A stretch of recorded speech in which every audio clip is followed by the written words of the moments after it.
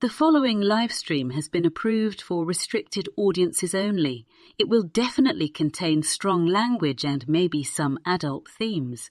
Almost certainly. Viewer inebriation is advised.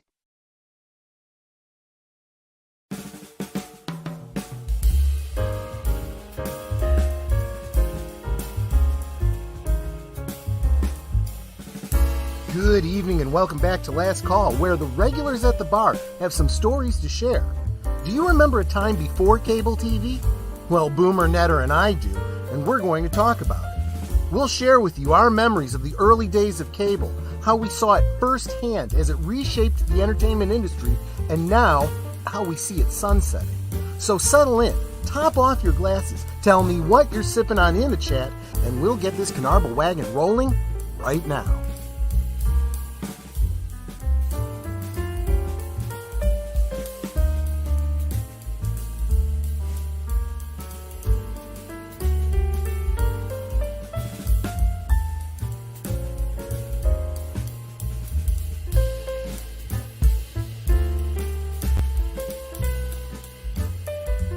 Last Call is streamed before a live audience.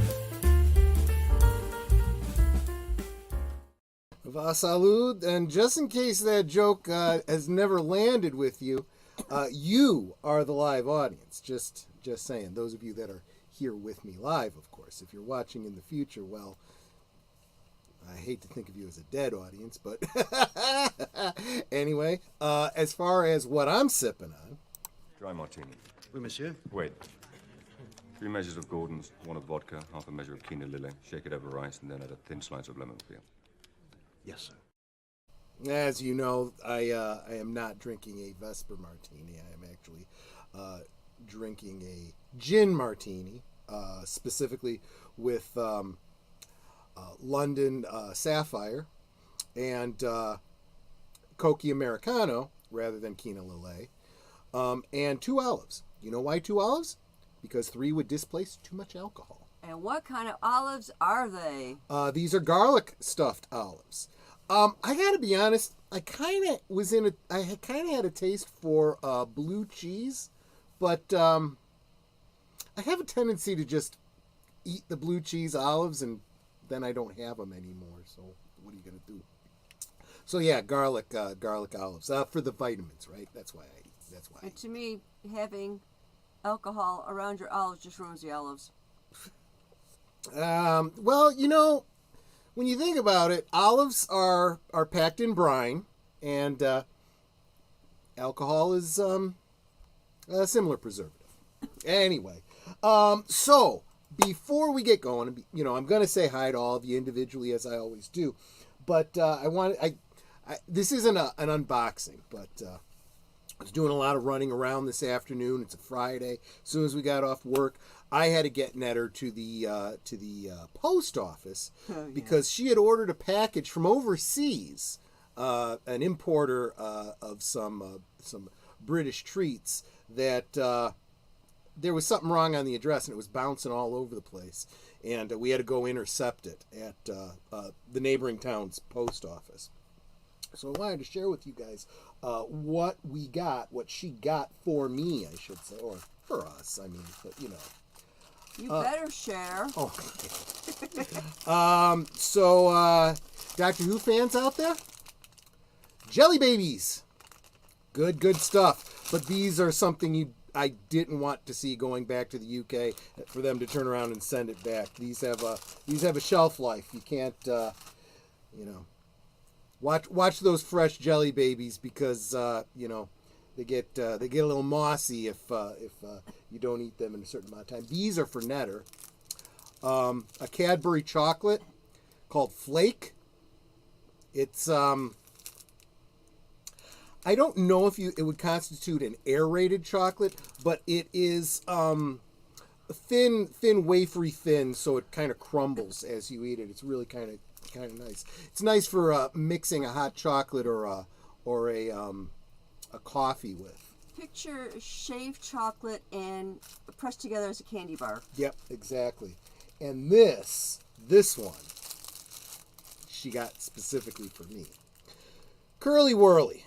Now, part of the reason I wanted to share this was because, I was excited and I wanted to share. This is 5 candy bars, wrapped. You know what? I'm going to go ahead and open it so you can see one out of the package. I knew you wouldn't be able to wait very long. I may get to it tonight, yeah. Curly Whirly. Yep. It's, why do I love Curly Whirly? Why would an American kid who never grew up with British candies be so fired up about Curly Whirlies? When I was growing up, we had a candy bar called Marathon here in the United States. They have discontinued it, and I am unaware of anything like it left here in the United States. Marathon is a completely different candy bar in the UK. Their Marathon bar is what we call Snickers. I don't know what to tell you. Be that as it may, they have Curly Whirly, which is very similar. So this is probably where I get my copyright strike. But I'm going to go ahead and share this with you guys anyway. He's coming! Quick, Carl! I'll do everything fast. It's Marathon John. Can't eat a Marathon candy bar fast, quick, Carl. It lasts a good long time. I'll show you. Chocolate and caramel and chewy. I told you. Nobody eats a Marathon quick, Carl. A Marathon bar lasts a good long time. So, yeah, I love the Marathon candy bar, and you saw that red package. On the back side of it, it actually had like a ruler to show how long it was, because, trying to make it like, it was so big and so long. And but Curly Whirly is exactly the same. I mean, it is the identical as I remember it as a kid. In fact, the differences between British chocolate and American chocolate, I don't think were as prominent back then. Since they have gone to, high fructose corn syrup and everything we eat here in the United States, it's very, very different. And they don't do that in the UK. So it's very much more like I remember. But anyway, little fun thing that I wanted to share with you guys. Let me get to saying hi to all of you guys. Thanks so much for being patient as I babbled. And the first person I'm seeing here is Connie Cleary. I was late getting the stream up, so it was very unlikely anyone was going to get in too early for them to have fallen off. Yes, Big Al, welcome. He did a watch party today of the 1983 You're the Hunter of the Future. I, obviously, because I was running around today, did not get a chance to see that, but I hope that it was a fun and enjoyable rewatch. Mr. Londell's Groovy Movies. Welcome, my friend. Always a pleasure to see you in the chat. As is Curtis Selby. Thank you so much for being here, my friend. I bet I have fewer cable bills of anyone in this chat. That may be. Well, I don't know. Our quote-unquote cable bill is $20 because we have one stream service. That's it. Well, keeping in mind that we're really just internet cable. That's not really what we're talking about, but kinda when you think about it. Let's see here, and of course, salute. Deleted scenes. Welcome. Samuel Proctor. I assume there's also nothing to watch for kids that's of quality. Cartoon Network and Nickelodeon has gone downhill the past decade. I'm glad you bring that up. We will get into that as well as VH1 and MTV. JPRPH1, salute, John. John Netter, John sent me a really, really nice and very encouraging note over on Discord. I'm going to have to share it with you later. He is a kind person. And I'm just, bringing him up because he did something to encourage me. But the fact is, most of y'all are like that, and it's why we do what we do here. Absolutely. I think it's been 8 or 9 years since I watched anything on Cartoon Network. More like 20 since I watched anything on Nick. Yeah. And let's let's see here. I'm going to kind of go through quick, so I might miss some comments. And here's that beautiful Netter of Netters Network. Let's get her in here. Hello, Netter of Netters Network. How you doing, my dear? And what are you sipping on? I'm doing okay. I'm a little tired today, but I am sipping on cran grape juice. And I want to answer Geek Flag with Nate Knows question real quick. He wants to know how much were those jelly babies? Well, I'm actually on the site right now, and it looks like they were, well, there's two different ones you can get. One is 5.82 ounces, and that's the Traveners that Troy showed you, and those were $3.95. But you can also get Bassett's Jelly Babies, 6.7 ounces for $4.49.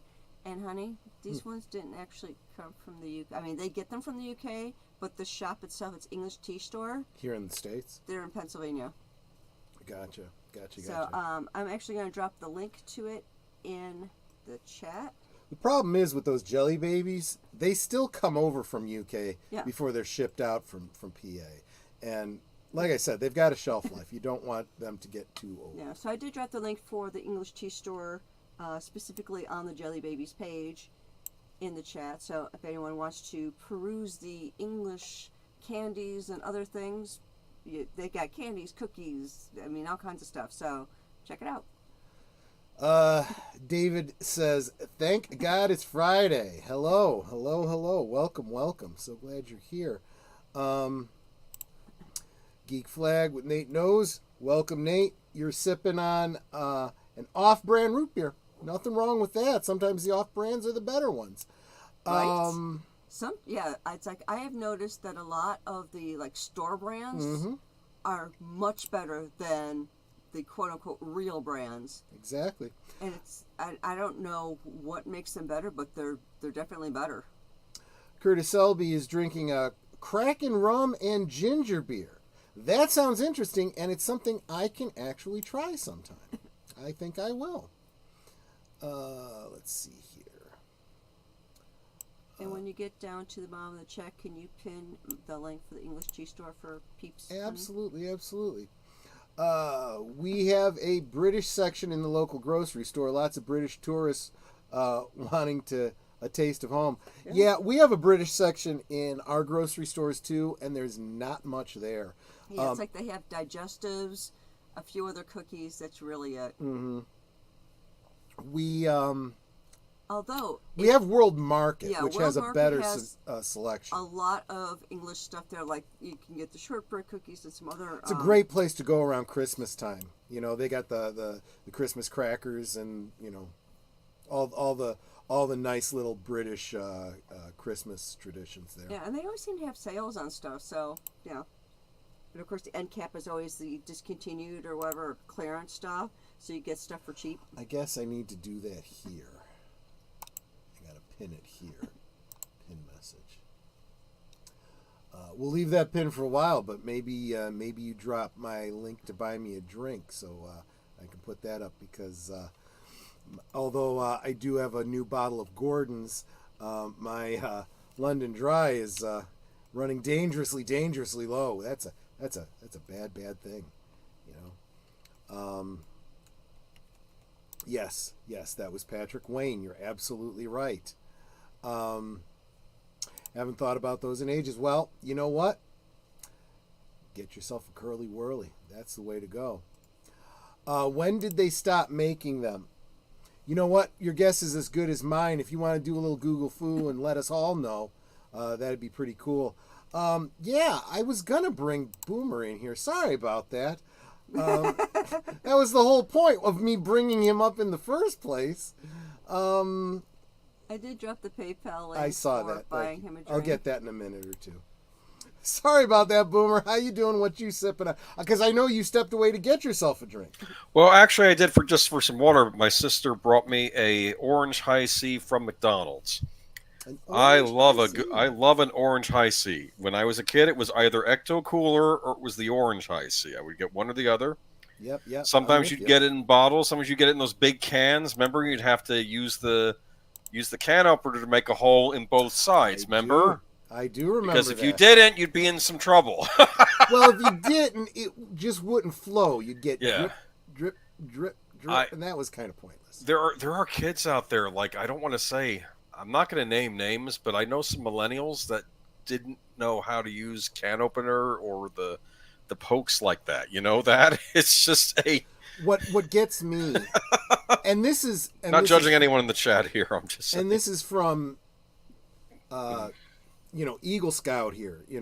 Many years in scouting, taking the high adventure camps and the survival merit badges and all that stuff, and just how do you function when you're in the woods? Okay, now you don't have a can opener. How do you open that can? Now you don't have matches. How do you start that fire? This kind of stuff, right? So it shocks me when people don't know how to open a can. It's like, really? Another thing that I'm realizing that a lot of the kids don't know, those, and honestly, this is a skill that I'm okay with going away because I hate these unitaskers.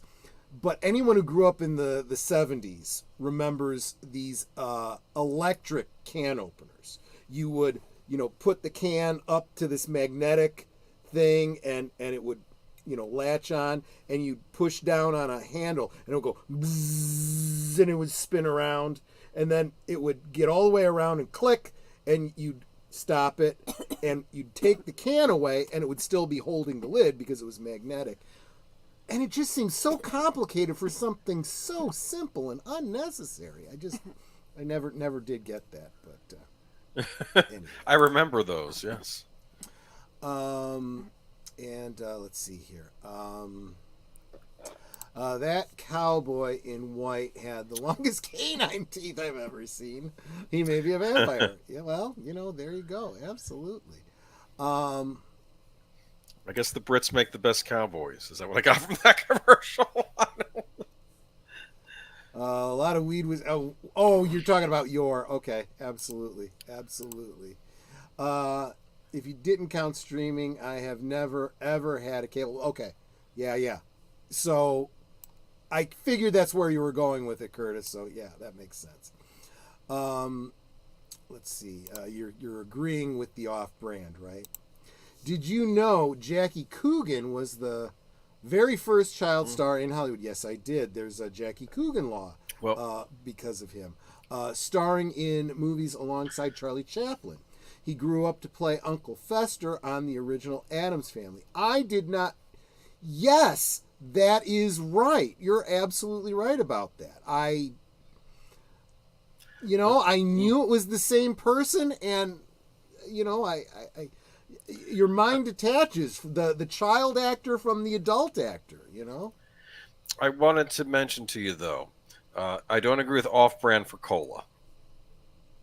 Yeah. I have not found a cola that I really like that was off-brand. I agree. Yeah, root beer and grape soda. Unless you are... See, RC Cola is kind of a margin cola. Well, that's not an off-brand. I'm thinking like a store brand. RC I haven't had in a while. You know what's funny? If you... We have a volunteer at the library work at, and she said her daughter asked her to buy a big old bottle of Crown Royal, right?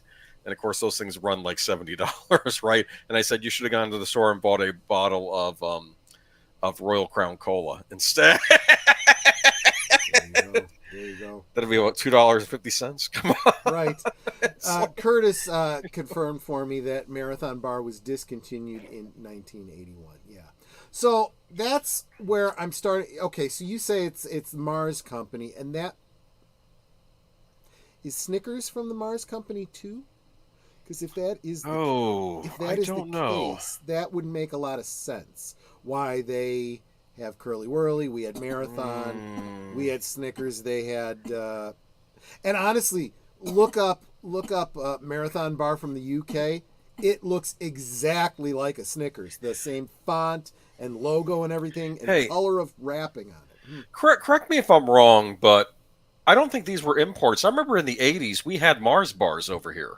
Yes, we did. And they were almond flavor. They had like almonds in them, right? I love those. Yes, we do. The closest we have now is a Snickers almond bar. If you find those, it has a very similar taste. Yeah, honestly, they're almost identical. It's just a different flavor to the chocolate. Yeah, which there's the chocolate is the smaller part of that. the nougat and the nuts are the bigger part of it, so I don't mind so much. Yeah.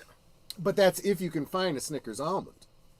They're a little. They're not easy to find. You see them once in a while. I do buy one if I see one though. They're very good. Yeah.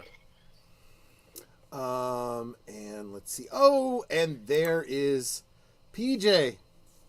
But he's away from keyboard but listening. Welcome, PJ. Thank you so much. And that is my stream reminder for all of you. Make sure you are not only subscribed to everyone here on the panel, but everybody here in the chat, most of whom I think I've got all of the blue wrenches listed below as waitstaff. Make sure that you are following each other as well, because together we grow. What's up, Boomer? D. Pensek just brought all this candy talk. Makes me think of what was it? Hubba Bubba Bubblegum. Remember Hubba Bubba? I do remember Hubba Bubba Bubblegum. It was a little bit of a paradigm shift in bubblegum at the time, because up until then, you had chewing gum, which was sticks. Yes. And you had bubblegum, which was like Bazooka Joe. Hard. It was until you got it going, and then you could blow the bubbles. And Hubba Bubba, their original shtick was you had these little squares of rectangles of bubble gum, and you could squeeze them in your finger, almost like taffy.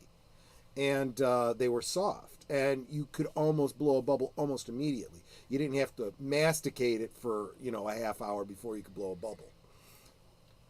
But yeah. Actually, I take that back. There was another kind of bubble gum as far as classification. I'm not talking brands. There was the hard bubble gum like Bazooka Joe and stuff like that. There was Hubba Bubba, which was the soft, and then there was the shredded bubble gum, which was like a Big League Chew. Mm-hmm.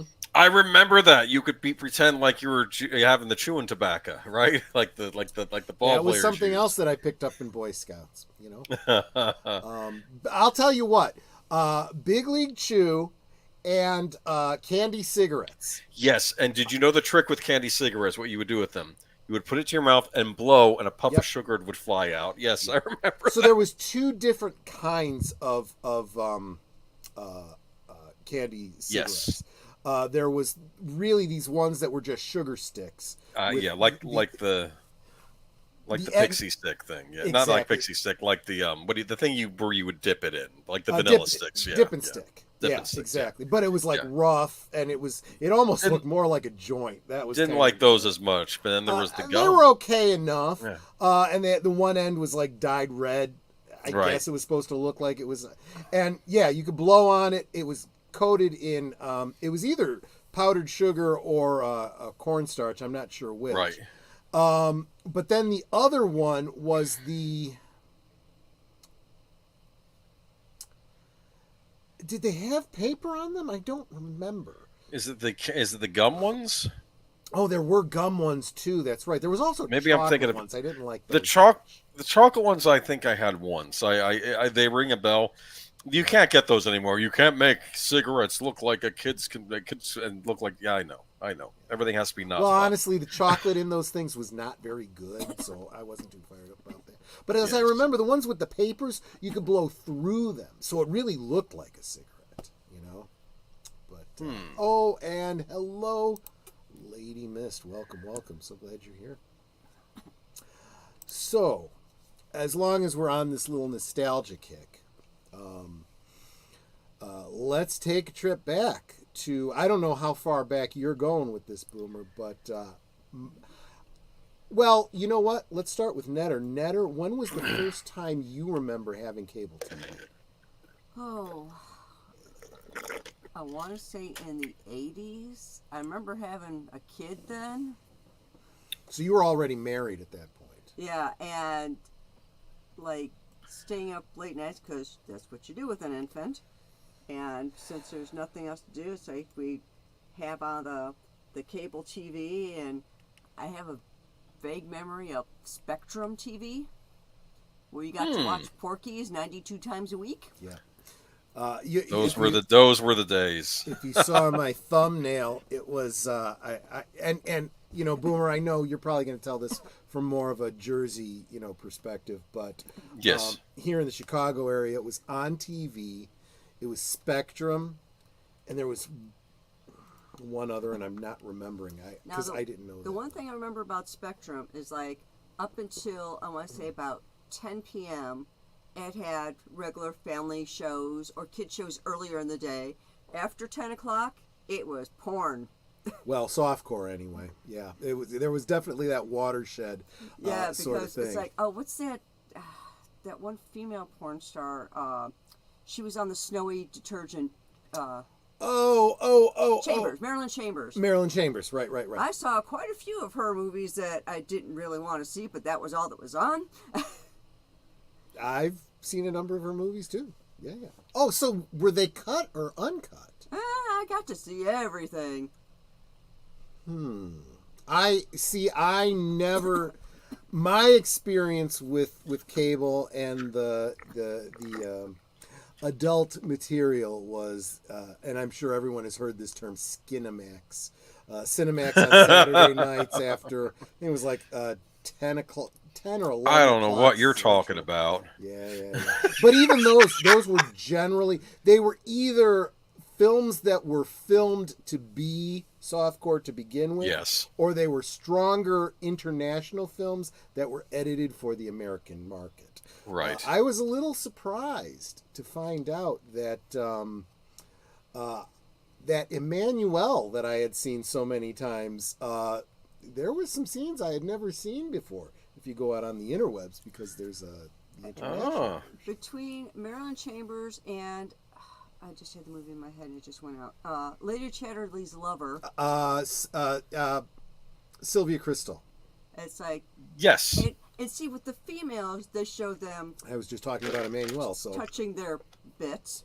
But if there was any sex between them and a man, it was kind of like you'd see her back up against his chest. He'd be fondling her breast, but then you didn't see anything below the waist. Yep. But you always saw her touching her bits. Actually, you didn't even really. You saw her hand over her bits. See, that's the thing. No, I saw Marilyn Chambers do some. Well, Marilyn Chambers, yeah, that was hardcore. And stuff, in Lady Chatterley's Lover, there was, I don't know, I remember there's one scene out of the entire flippin' movie, but she's in a Rolls Royce with, I think it's her grandmother or something, and she's going to be going off onto, or maybe this was a different movie, but this girl was in the back seat of the Rolls Royce, inching her skirt up, while the driver kept looking in the mirror in the back seat, watching her as she was touching herself. The aunt was Aunt Peg, and that was a hardcore film. That wasn't Lady Charity's.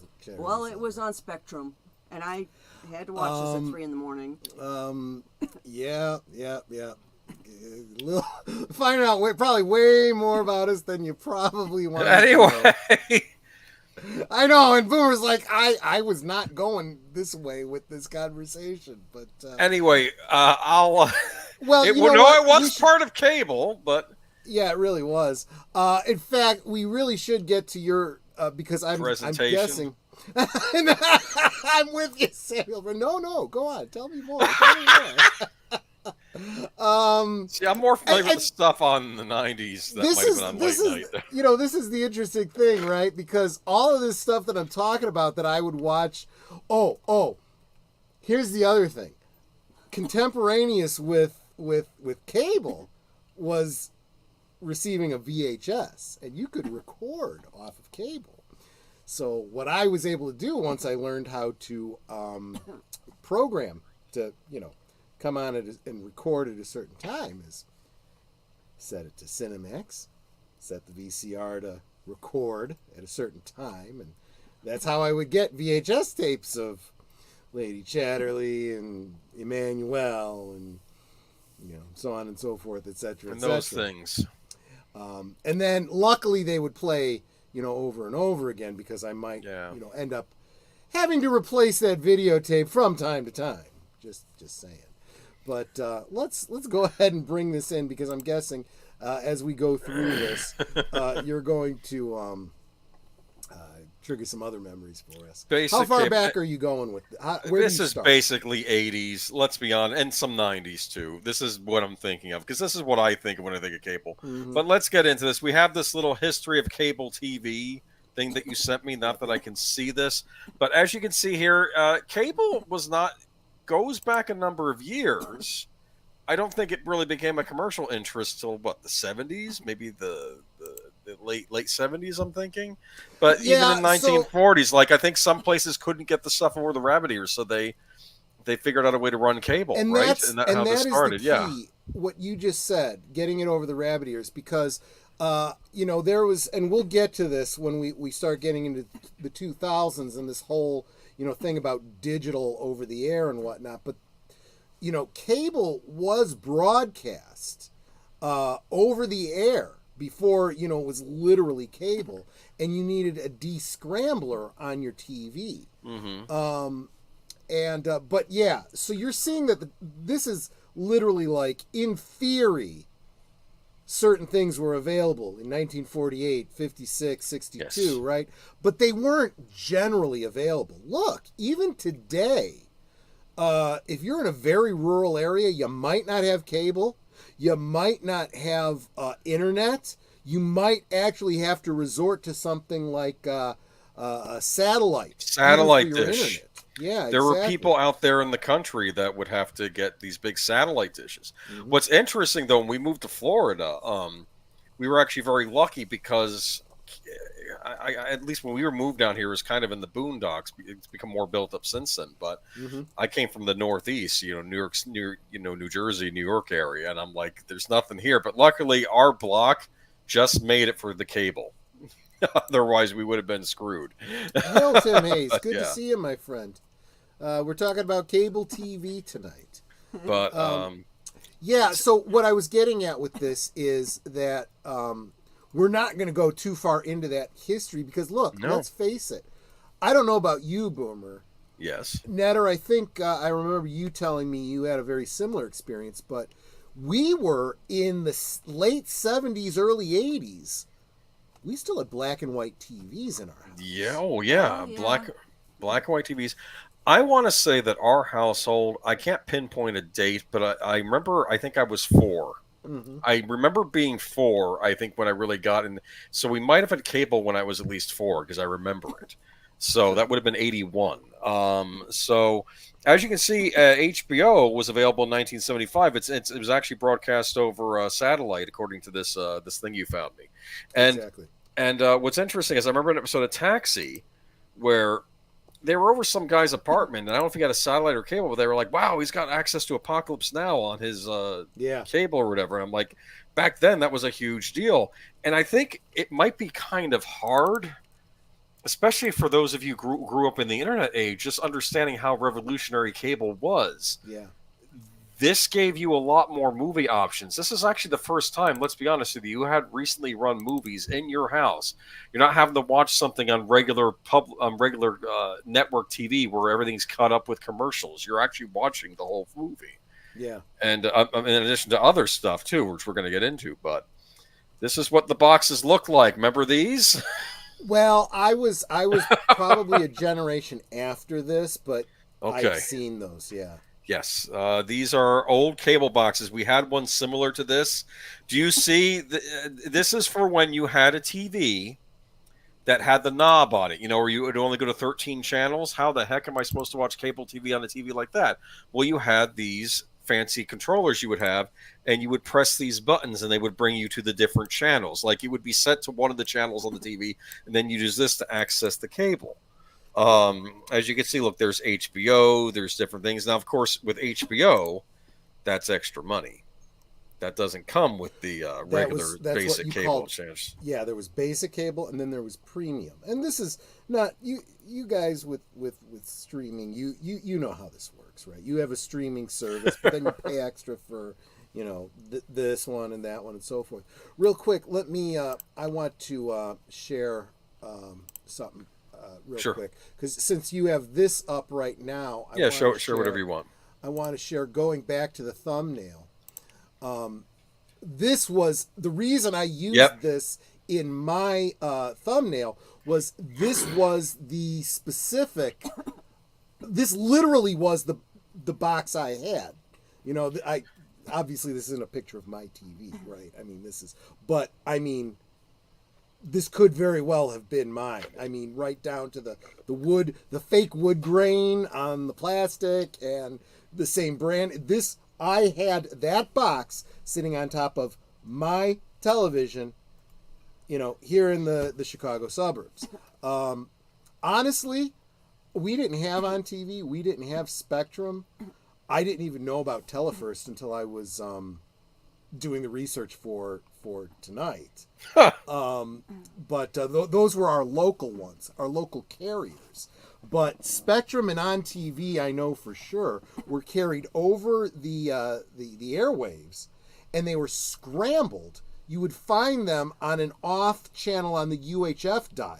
Oh yeah. If you look down here, this was how you changed the channels on the TV, and this changed, 2, 5, 7, 11, whatever. But when you started getting into double digits, there was another dial below it. Those were the UHF channels. I remember those. Yeah, you would get like the Spanish-speaking channels on there. For us, that was channel 44. Yeah, 38 was the religious channel. 32 was what eventually became the Fox network when it became syndicated.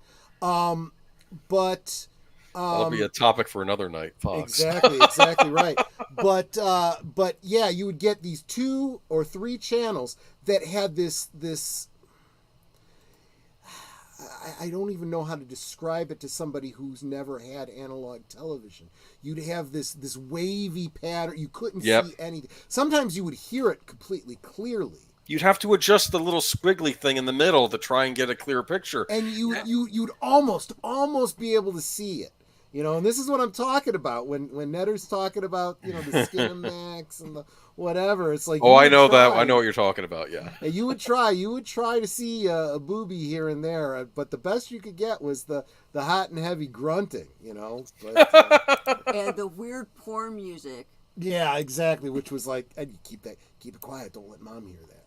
Well, apparently, I was watching an 80s movie called Body Double. And I think in the 80s, could be wrong. I think there was like all the stuff with Penthouse. And like, did Penthouse have a cable channel or a premium channel somewhere? Yes, so did Playboy. I didn't realize that. Okay, well, we'll get into Playboy in a minute, because I have an ad.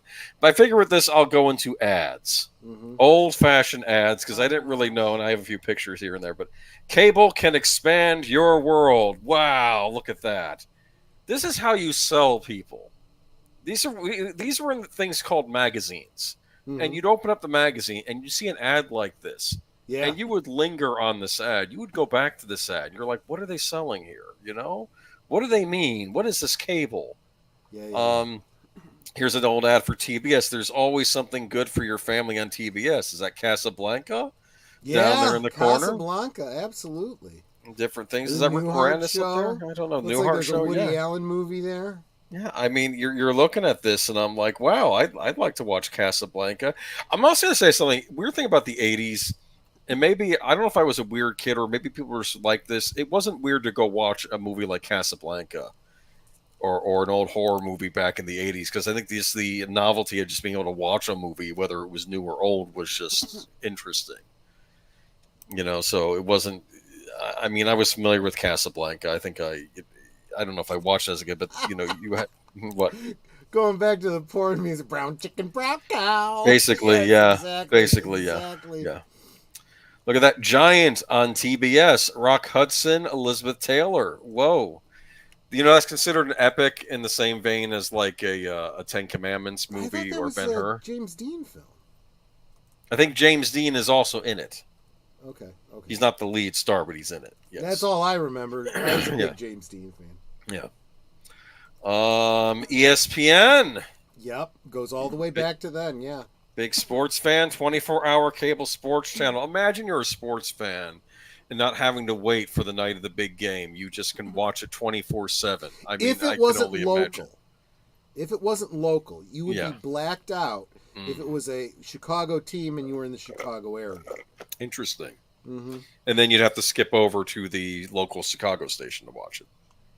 If they were carrying it. Otherwise, it might have been a pay-per-view. Oh, son of a! Well, looks like nothing's changed. Remember the big complaint about ESPN streaming was that we're not getting all the stuff. We're only getting certain things on the streaming. Yep. Showtime. This is a Showtime magazine. Okay, so this magazine, I'm glad you brought this up. This is actually a fuzzy memory I'd forgotten about. You would go to the cable, place where you'd pay your bill. Yes. You could pay your bill. You didn't have to. But you'd go in, you'd pick up and drop off your cable box. You might pay your bill. Whatever. But what was really cool is they had these magazines, and these were free. You'd go in the lobby and you'd pick them up. And the different premium channels would have these: Showtime, HBO, whatever, Cinemax. There was one for the basic channels. They had all of them in there, talking about what was on them.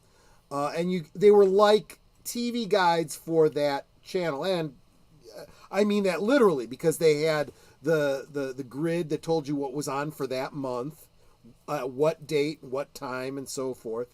And they had, behind the scenes and articles and interviews and stuff like that.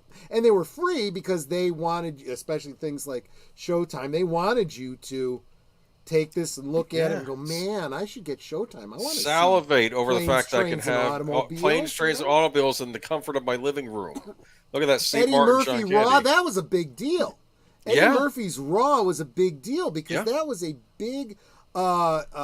comedy, that was a live show you'd have to go see. Yeah. And when they brought that to cable, it was like, well, you got to subscribe to Showtime if you want to see that. But then you can, it's like, wow. We forgot to.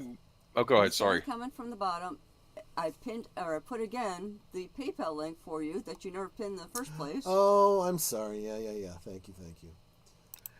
At any rate, I wanted to make up the comedy specials would show up on these cable channels, both Showtime and HBO. You'd have comedy specials. It wasn't just movies. I know we keep talking about movies, and of course that was a big part of these channels. But they'd have other things. They'd have sometimes exclusive sports events. They might have a exclusive series. Exclusive series, which we'll get into. Just like you guys are going to like Netflix and Amazon for their exclusive series. HBO, Fraggle Rock. That was why. I'll tell you what, HBO was the one that we had, and we had Showtime specifically for Fraggle Rock for my brother. I remember because I was big on with Jim Henson and George Lucas and Spielberg, and I was trying to eat all that stuff up in the 80s, and I knew about Fraggle Rock, and I figured this is Muppet related, but it was on a competing channel, and like I would sometimes I think they even had a free preview of HBO one day, and it was just getting to Fraggle Rock, and then it started smudging out because the preview was always like, no! It's like I never got to watch Fraggle Rock, and I wanted to so badly as a kid. Yeah. So Logical Spock is one of those that was out in the boonies. You need satellite, like we were talking about. And Curtis Selby's remembering Comedy Central and the Sci-Fi Channel. Let me tell you something. We'll get to them. Yeah, they haven't even come up yet. We had cable before those channels existed. Yeah, they're in here though. They're briefly mentioned at the end. Yeah. I remember going to a Star Trek convention where they were talking about the release of Sci-Fi and how you had to contact your cable company if you wanted to get it. Tell them you want. Yeah, you had to yell at them. Yeah, I want my Sci-Fi channel. Yeah. Home is where the movies are. This is the movie channel. Yeah. So much like with modern streaming, well, if you want to see this show, even though we own Hulu or like with Paramount, we own Showtime, but we're selling them as separate things. This is like a separate channel that Paramount had called the movie channel. Yep. And HBO had its own equivalent of that called Cinemax, which we'll get to in a minute. Not much. Go ahead. Was the movie channel, was that that also a premium channel, or was that... Yes, premium. Okay. The reason I ask is because when we were talking about like TBS and so forth, those were generally part of your basic cable, so you didn't pay extra for them. No. But you also got commercials on them. You got commercials. No, Showtime was a pay channel like HBO. Showtime was a direct competitor with HBO. It's hard for us to see that now because they kind of They Do went you off in a remember different direction, but they were really when trying to compete with HBO. When we first got cable in our area, they didn't call it cable, they called it pay TV. Yeah. And you called it pay TV because you were paying for the premium service and no commercials. That was one of the selling points. You used to call them the pay channels. That's what they called it in my area. Just like today, where you don't, you pay for the service and then you don't get any commercials. And then, oh, wait a minute, now we're going to start introducing, commercials. And it doesn't change what you pay. You still have to pay the same amount. So, nothing changes. Nothing changes. Yeah, HBO, Showtime, Movie Channel, Cinemax were premium channels. There's one more premium channel that I'm going to get to in a little bit too, which eventually became a free channel, but we'll get into that in a minute. Now, of course, this is all I have for Showtime, HBO. Did Showtime not advertise in the 80s? Because I couldn't find anything. This is the closest I got. I found the Showtime magazine, and I found this. HBO, tons of advertising. And I'm wondering, who owns Showtime? Paramount. And I noticed that Paramount isn't exactly selling Paramount Plus right now, are they? Do they just not understand you need to advertise? They've never learned marketing, You need to understand. Look at this. Look at this ad. Look at this ad. This is all you need. This is HBO is something else. Look at this. You have the couple. They're sitting in their living room. You got the hot dog man. I guess it's like ball game, movie theater, all in one. Look at this. Hot dog. Everyone wants a hot dog. We were talking about hot dogs last week too. Yeah, right. Okay, I will buy you lunch tomorrow at Portillo's. Yes. Okay. Oh, that sounds nice. Yeah. Okay, so we have but look at this. It's like a maitre d'. Look at all this. Look at this. And it's like they're serving you. Look at what your living room could be like. This is the 80s. This is the age of excess. This is a great new tomorrow.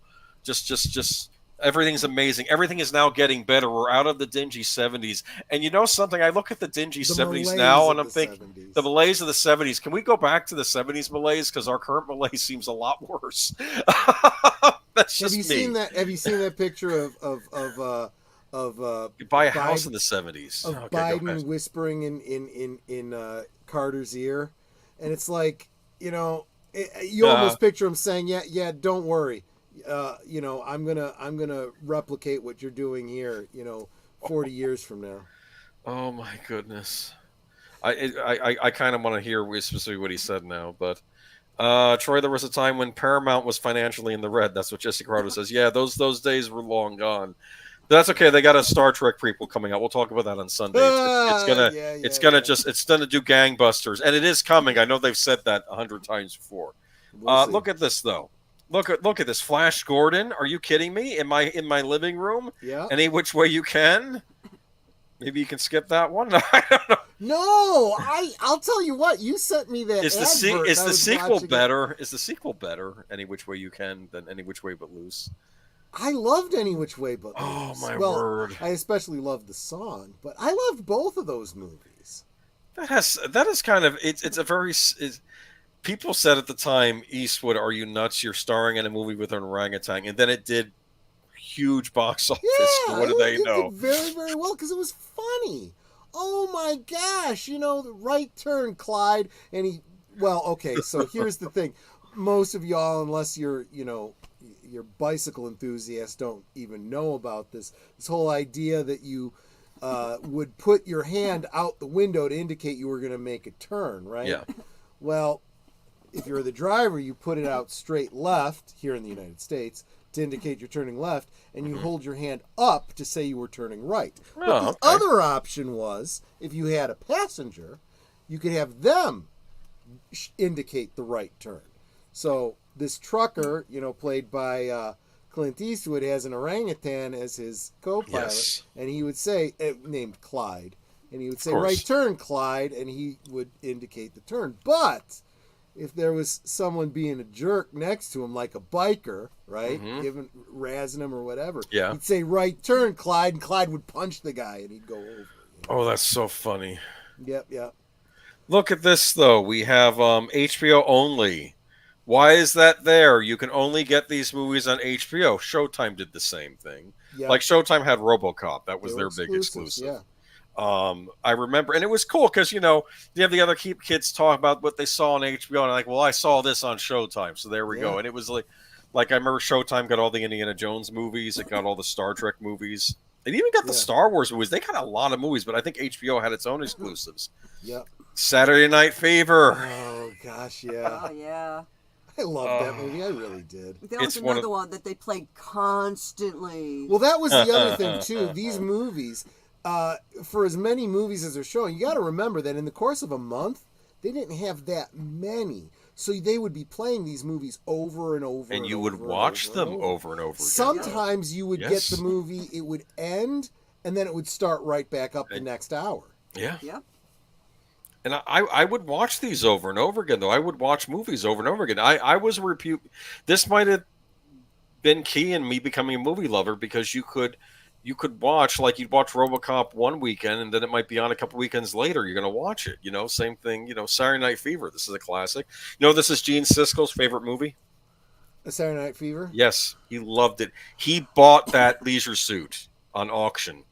Oh, he was obsessed with pretty cool. Saturday Night Fever. He was obsessed with this Channel's movie. sharing, I never got a chance to see Basic Instinct. My parents wouldn't let me. So, here's the thing. As an adult, you go back and watch Basic Instinct, you're not watching it for the reason you did as a kid. Okay? I mean, it's, it's hot. Speak for yourself. No, I'm sorry. Wait a minute. Okay. It's hot, it's steamy, it's whatever. But it is, in and of itself, it is a good thriller. It is definitely worth seeing. You know what's interesting? I watched that for the first time for Soundtracks of Birdman, because I just never got around to watching it. Mm-hmm. It holds up. I have the unrated version too, but it's a great little. That was a Michael, you smart Alec. Hey, are you bored tonight? If I send you the link, you want to come join us? We're talking about the history of cable. About the history of cable, how it changed the entertainment industry. If you're interested, no pressure. You don't have to. Made for each other cable TV and a VCR. What? You mean I can record a movie off of cable and watch it even when it's left the service? We had Fiddler on the Roof on VHS. I used to watch that over and over again. Remember Fiddler on the Roof? Well, of course I do. Especially, I was just thinking about that because you sent me that advert. Which had Fiddler on the Roof on it. There was that. There was Oliver. They had Oliver. Not only do I remember Fiddler on the Roof, I remember the parody that was done on the Electric Company. Do you remember this? No, I do not remember the parody. I don't remember the. Okay, so you know basically this. If I were a rich man. If I were a rich man. Oh, that one is. They did a version, completely, parody. It wasn't called Fiddler on the Roof. I don't remember what yeah, I guess it was.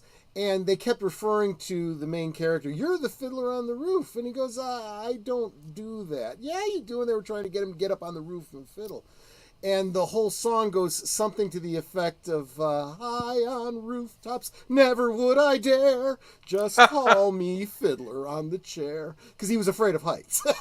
Oh, that is funny, though. That's pretty clever, actually.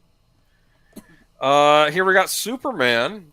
Here's what's weird. Yeah. I say that Showtime thing, and it says Superman the movie on Showtime. Right. Here it's showing up on HBO. I'm wondering if certain movies showed up on both. Yep.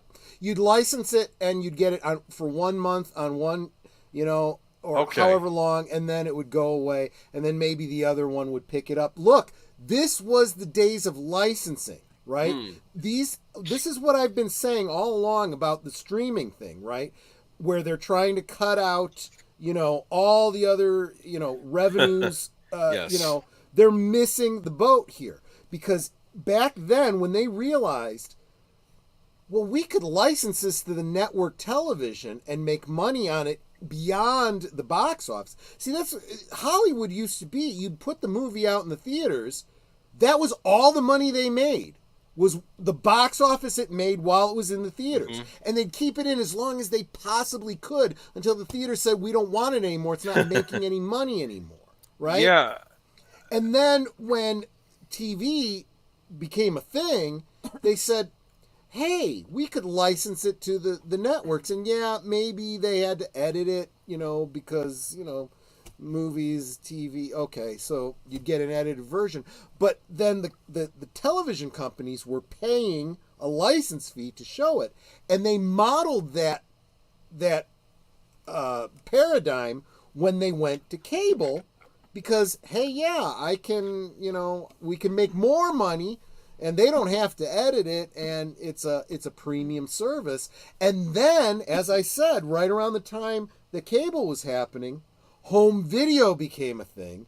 So you could also sell the VHS to be rented in, Blockbuster and the mom and pop shops and stuff. You could go rent the movie if you couldn't afford it because, how much does a DVD cost you these days? $10, $20? Yep. VHS tapes were $300. Yes. That was in the day. So, what, $400 or $500 in today's money? Certain VHS tapes would come out priced to own, but it wasn't common. Like, I remember when Batman came out on VHS, I think it was priced to own, or at least it was for not long after it came. That was after it became popular enough that enough people had them. Originally, it was because originally you couldn't afford the VHS player. You couldn't afford the VHS tapes. What you would do is you would go to your local video store and you would rent the movie you would rent a player. Huh. That's how it started. Right. That's right. I remember you could rent players. I also remember, though, eventually movies would become priced to own. And I went to a video store in the mall, and I remember it was Christmas of 1989, Christmas break of 89. I was really getting into George Romero's Living Dead movies, and I needed the Dawn of the Dead because I think I got Day of the Dead for Christmas, and I got a good Christmas present. And I also picked up Night of the Living Dead in a cheap VHS bin because that movie didn't have a license on it. That's why I got it so cheap with my allowance money. So I picked up Dawn of the Dead with my Christmas money, and it said HBO Video on the side of the videotape, which makes me believe that the reason I never saw or heard of this movie because it was an HBO exclusive when it was run on cable. That's what I think happened with this movie because it was HBO Video, so I paid my $20. It was at least $20 because that's what VHS tapes cost. And this is $20 in 80s dollars, not modern dollars. Okay, so that might have been more close to 40 now. I don't know, but I did pick that up with my Christmas money. I was very happy. Brought Dawn of the Dead home. Yeah. And if I were a rich man, you know what it is though? When you had cable, you felt like a rich man. Yeah. Even though you were middle class, I remember this. But it was those kinds of things where you would think, man, I'm living in the future. I can have the movies. A few months later, I can have them right here in my home. Deborah Winger. Look at this. I definitely had a crush. No, she's a lovely lady. And look, you got Richard Gere. We just talked about this when we talked about Louis Gossett Jr. This was Officer and a Gentleman. Exclusive on HBO. I got nowhere to go. People quote that line all the time. I've got nowhere else to go. They use that line on MST3K. I think Tom Silver I'm not said surprised. Yeah. It's just, oh, man. And of course, you got other things. Wimbledon, you like tennis? It's on HBO. Maybe I like to play tennis. I never like to watch tennis. I know, for frack's sake! But here's the thing, though. This just shows you how good the advertising is. I'm not a tennis guy, and maybe this isn't going to get me to buy HBO. But maybe this with maybe a comedy special and a movie that I've heard good things or that I really like on HBO. That combined says this is a good package. This is good for maybe my family. Maybe some of my family wants to watch Wimbledon or wants to watch the kids movie that's on here or something like that. Actually, so there's something for everybody. Yes. Mr. Lundell, I would say at least into the late 70s, early 80s. It was, actually in the 70s, you might not have been getting VHS. Mm-hmm. You might have been getting VTRs. VTRs, yes. Look them up. Yes. But you usually would be getting them if you were a school or a business. You should watch the movie Autofocus. Have you seen that movie? I have not. No. It has it's about the Bob Crane story and some of the seediness he was involved with. Okay. But it has his friend John Carpenter that is played by William Dafoe, and he's all about he's a VTR salesman. I guess he sells to like businesses and things like that. And I think he sells one to Greg Kinnear's character. I just mentioned his name, the guy who's in Hogan's Heroes.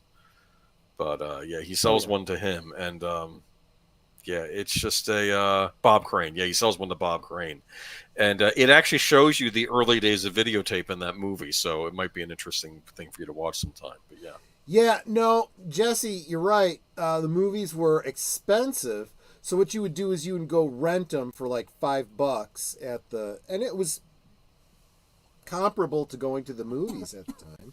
$5 off if you rewind the tape. I remember being in a video store and I say, "Hey, Mom, I want to get that," and she said, "No, you can't. We don't have that format." That was Betamax. They had some Betamax for rentals too. Yep, exactly. That was Format Wars. That was a whole different ball of wax. But then with Blockbuster would buy, like a whole wall of whatever the big Blockbuster, no pun intended, or maybe it was for them.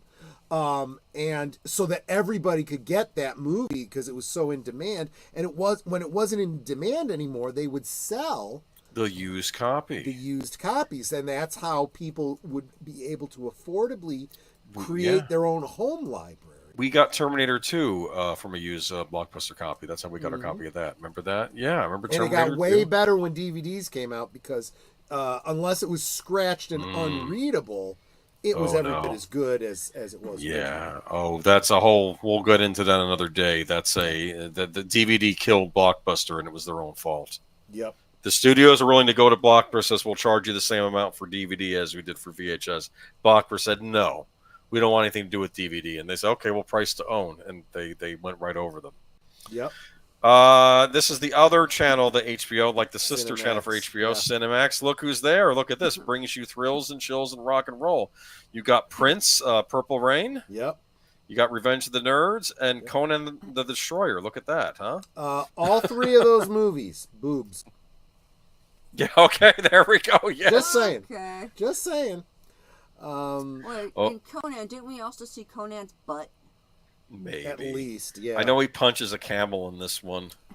Remember that scene? Exactly. Grace Jones. I loved Grace Jones. Actually, I remember Roger Ebert when they were doing the movie at the time. They're saying they don't understand why he thought the studios were too chicken, that they should have set up a relationship with him and Grace Jones in that because they think they didn't because it was interracial. But it made sense because she's like his equivalent, like she's a warrior woman. Exactly. So it would have made more sense. So despite what I just said about the boobies, not in that movie, Grace Jones didn't, but the month that movie came out in Playboy, she did. Oh, really? Okay. I'm a big fan of Grace Jones. Woman. And I mean that. Fan of Grace Jones. I mean that without irony. She was a very fit woman. Have you seen the movie Vamp? I have, but I don't. She's the vampire in it. Oh yeah, yes. Yeah. Oh, it's really good. It's a good little 80s. It's another one of these 80s vampire horror / comedies. Like they're comedic, but they're also scary. Like Fright Night is kind of that same way. It's kind of the same thing.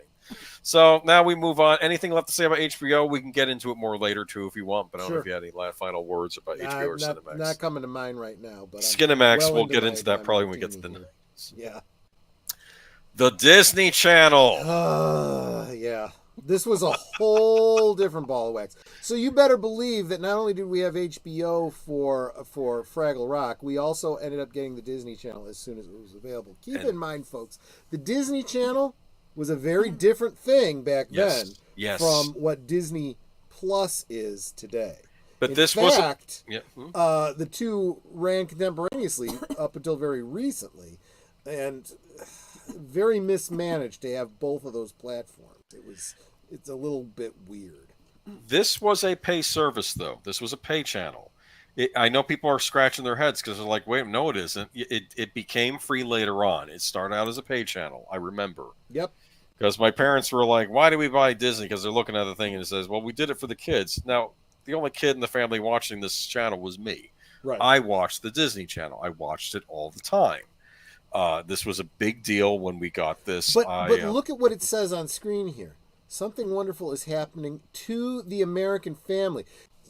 I'm sure a lot of families thought of it as this is all kids shows that we could show the kids, but it was really intended to be marketed to families. Yes. Look, they're all under exclusive contract. Look, you got Winnie the Pooh. Is that a live action Winnie the Pooh show? I have no idea what that is actually. I think I recall that they actually made an original Winnie the Pooh animated series for Disney Channel, which I watched. In fact, a lot of those Disney afternoon shows that some of you watch, they did get their start on Disney. They would get first dibs on the Disney Channel, so you get to watch like the first season on Disney Channel. Then eventually it would go into regular television. Yeah. I don't remember if DuckTales was a Disney Channel exclusive, but I think other series were. They started out I don't think so, because I remember that being on regular TV. It was on network TV, but I think other shows did start out on Disney. Like I think the first season of Tailspin or something might have been on Disney first, and then it went to regular TV.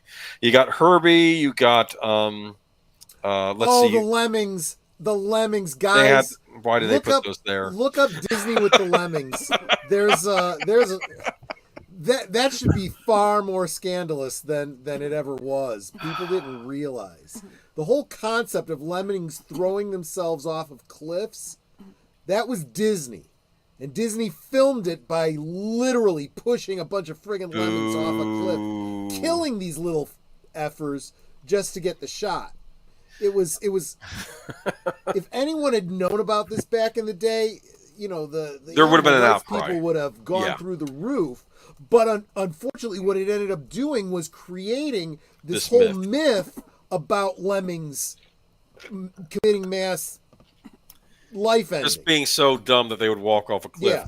It made a wonderful video game. I enjoyed video game for the computer and consoles. Yeah. By the way, that's Peach Dragon down there. What the heck is in the bottom right? Is that Davy Crockett? What is that? Could be. Yeah, it looks like it.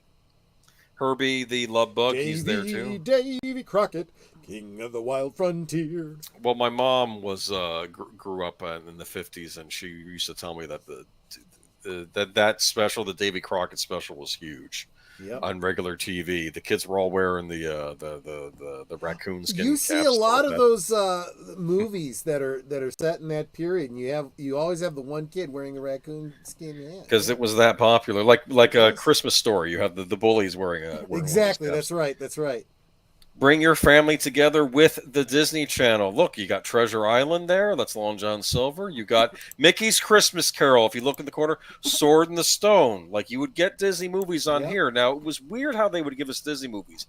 You didn't get everything all at once. Like, maybe once every couple months you'd get, like Sleeping Beauty had a premiere on there. Yep. I don't think I ever saw Snow White on the Disney Channel. That never showed up.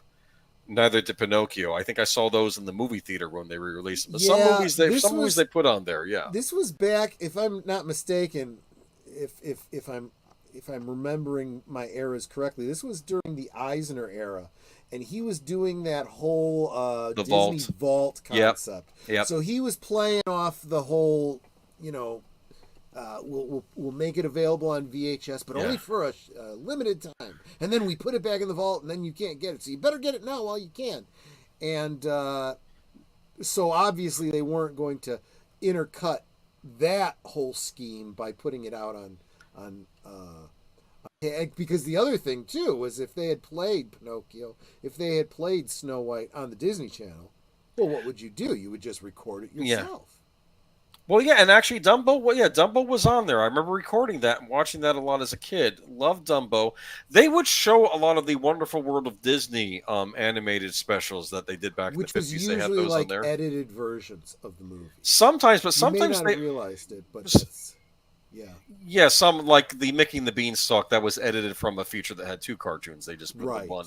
But what was interesting about these specials was that they sometimes had original cartoons made for these specials. Like there was one World of Disney special, and I actually have this on a Disney Treasures DVD that was about alien planets, like science speculation about alien planets. I remember they had the Disney animators actually go in and animate what is life going to be like on these alien planets.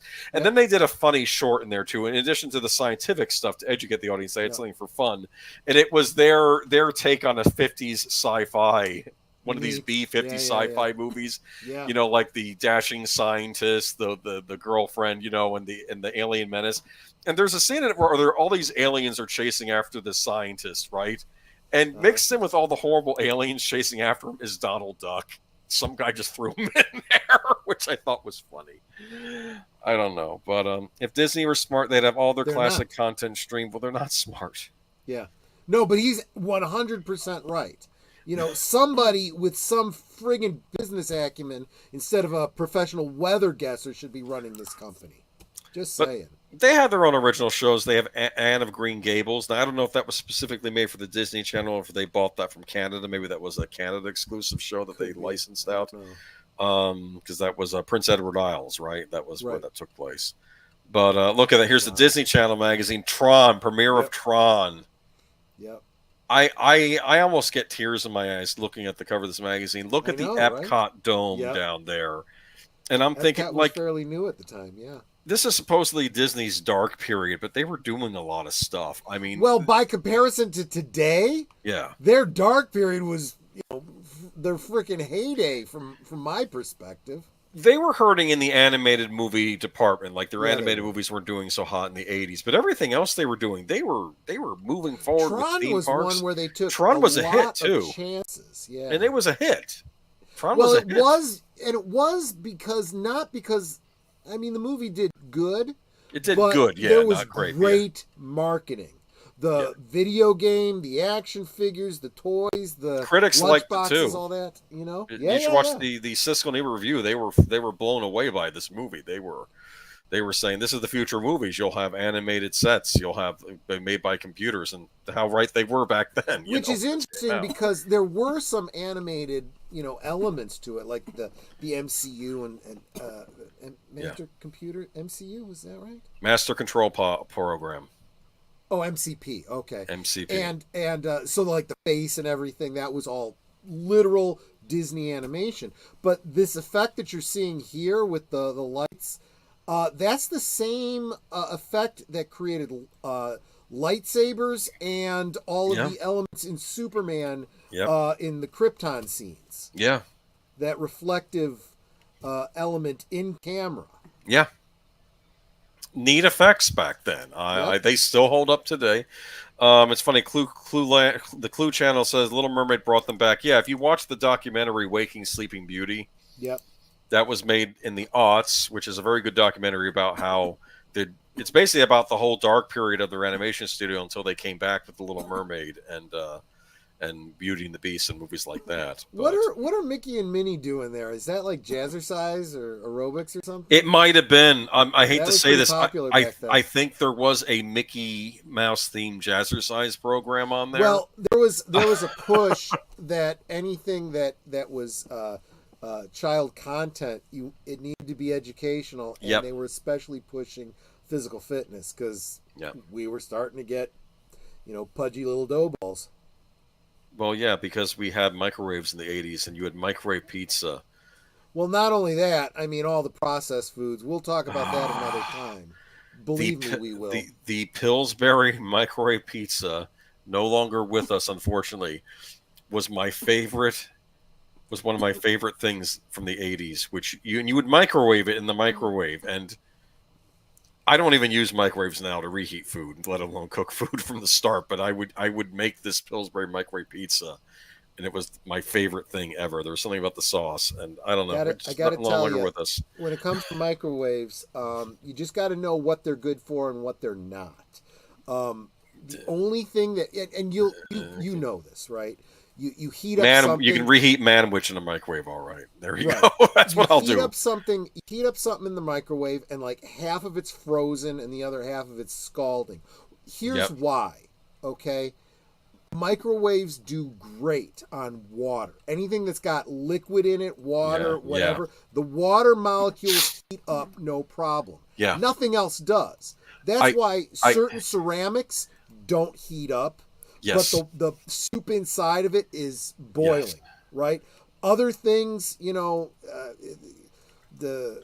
I said, the Hot Pocket, you might have part of it is frozen, the other is burning. Why? Because it doesn't really start heating anything until that liquid in it starts to melt.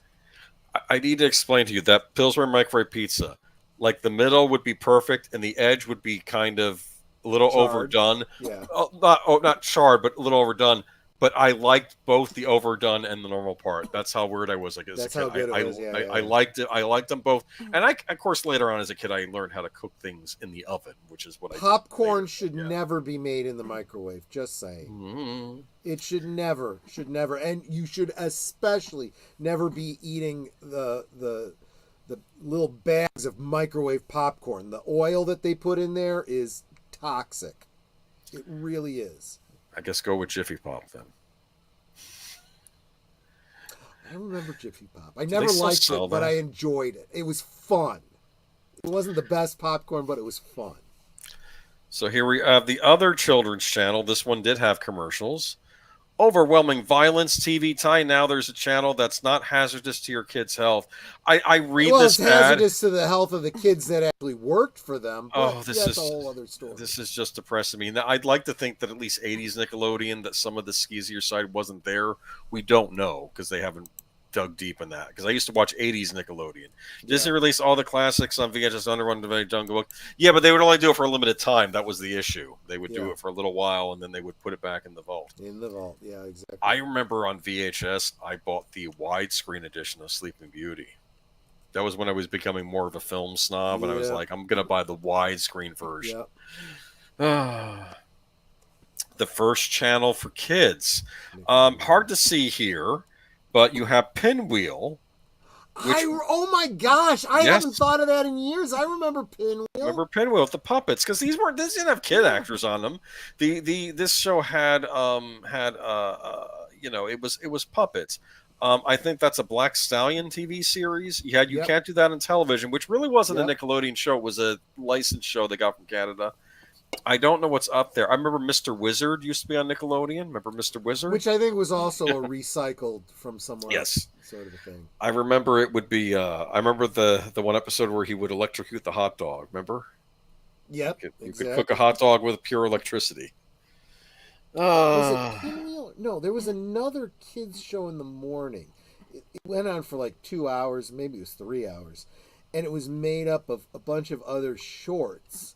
Yes. And they were like from other countries. I remember, do you remember Choppy Chapeau? No, not off the top of my head. There was this, and oh gosh, it's driving me crazy. I wish I could remember the overall Nickelodeon show that featured it. But it was these little claymation, it was a brother and sister. They both wore these hats. And it was a French, we'll call it a cartoon, even though it was claymation. Yeah. And it started off with this I thought for years I thought it was French. Come to find out, it was actually gibberish, even in French. Choppy chapo papo, choppy choppy parapi, biri pita papa pita, ha ha. And I was like, I remember that so clearly, and I was like, oh, well, it turns out Choppy Chapeau actually, I guess, is French. It means, pretty hat. And it was these silly little cartoons about the brother and the sister, and they would go through this maze of toys in this kind of a fantasy land, trying to get from one area to another, and sometimes they'd have to solve puzzles, or some other thing would come up that they had to overcome. It was cute.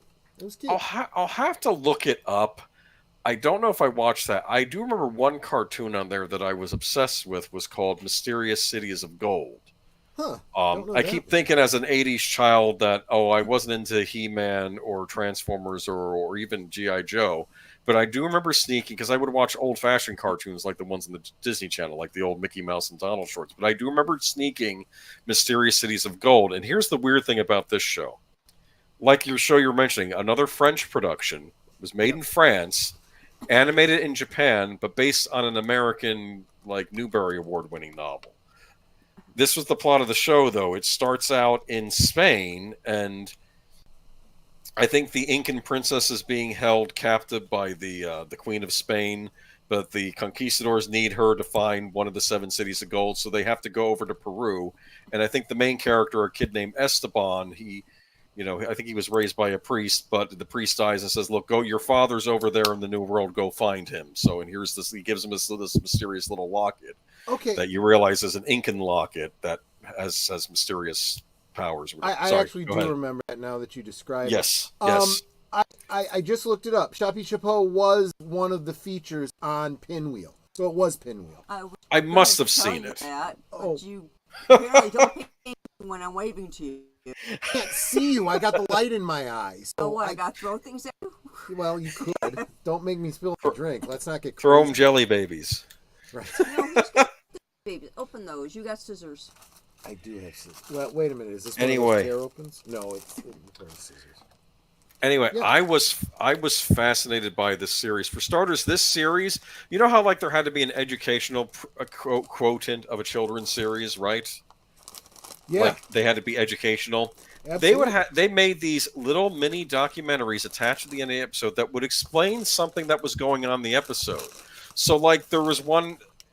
First of all, I want to make a point that when they're going to the new world, it's not like a montage. It's 3 whole episodes of them just being on the boat going to the new world. How fascinating is that, right? Because it actually makes you think as a kid this is a long voyage.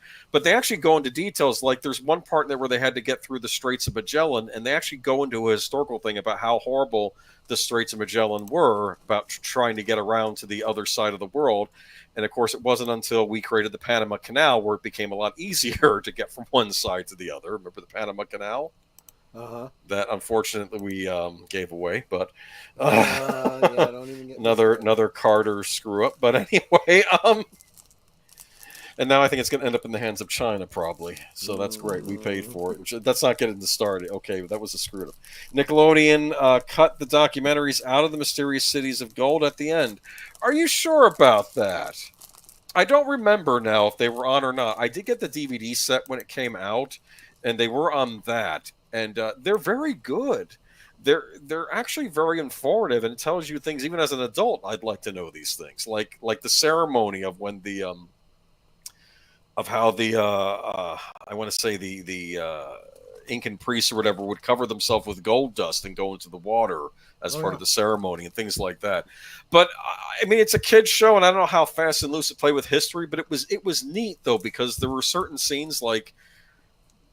The series almost had 3 parts to it, and the villain in the first part of the series is Bizarro. Historical figure, a human monster, if you go by the records.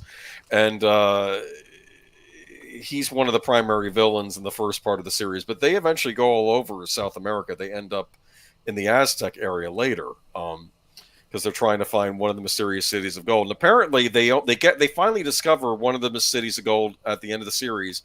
But this is only one. There are supposedly 7 more scattered throughout the world. And someone mentioned in the chat that there was a French follow-up series made a few years back.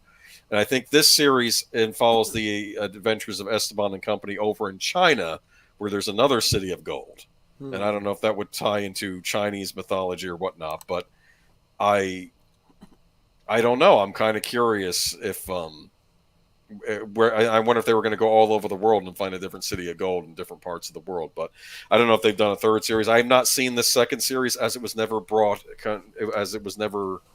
dubbed in English. I want to point one thing out about this advert here. Yes. You may have even overlooked it when you put it in. Your cable system address and phone number. These ads were made tailored to the local company. So this would have had my cable company's information at the bottom so that I could call them and say, I want to get this because I want to see this show.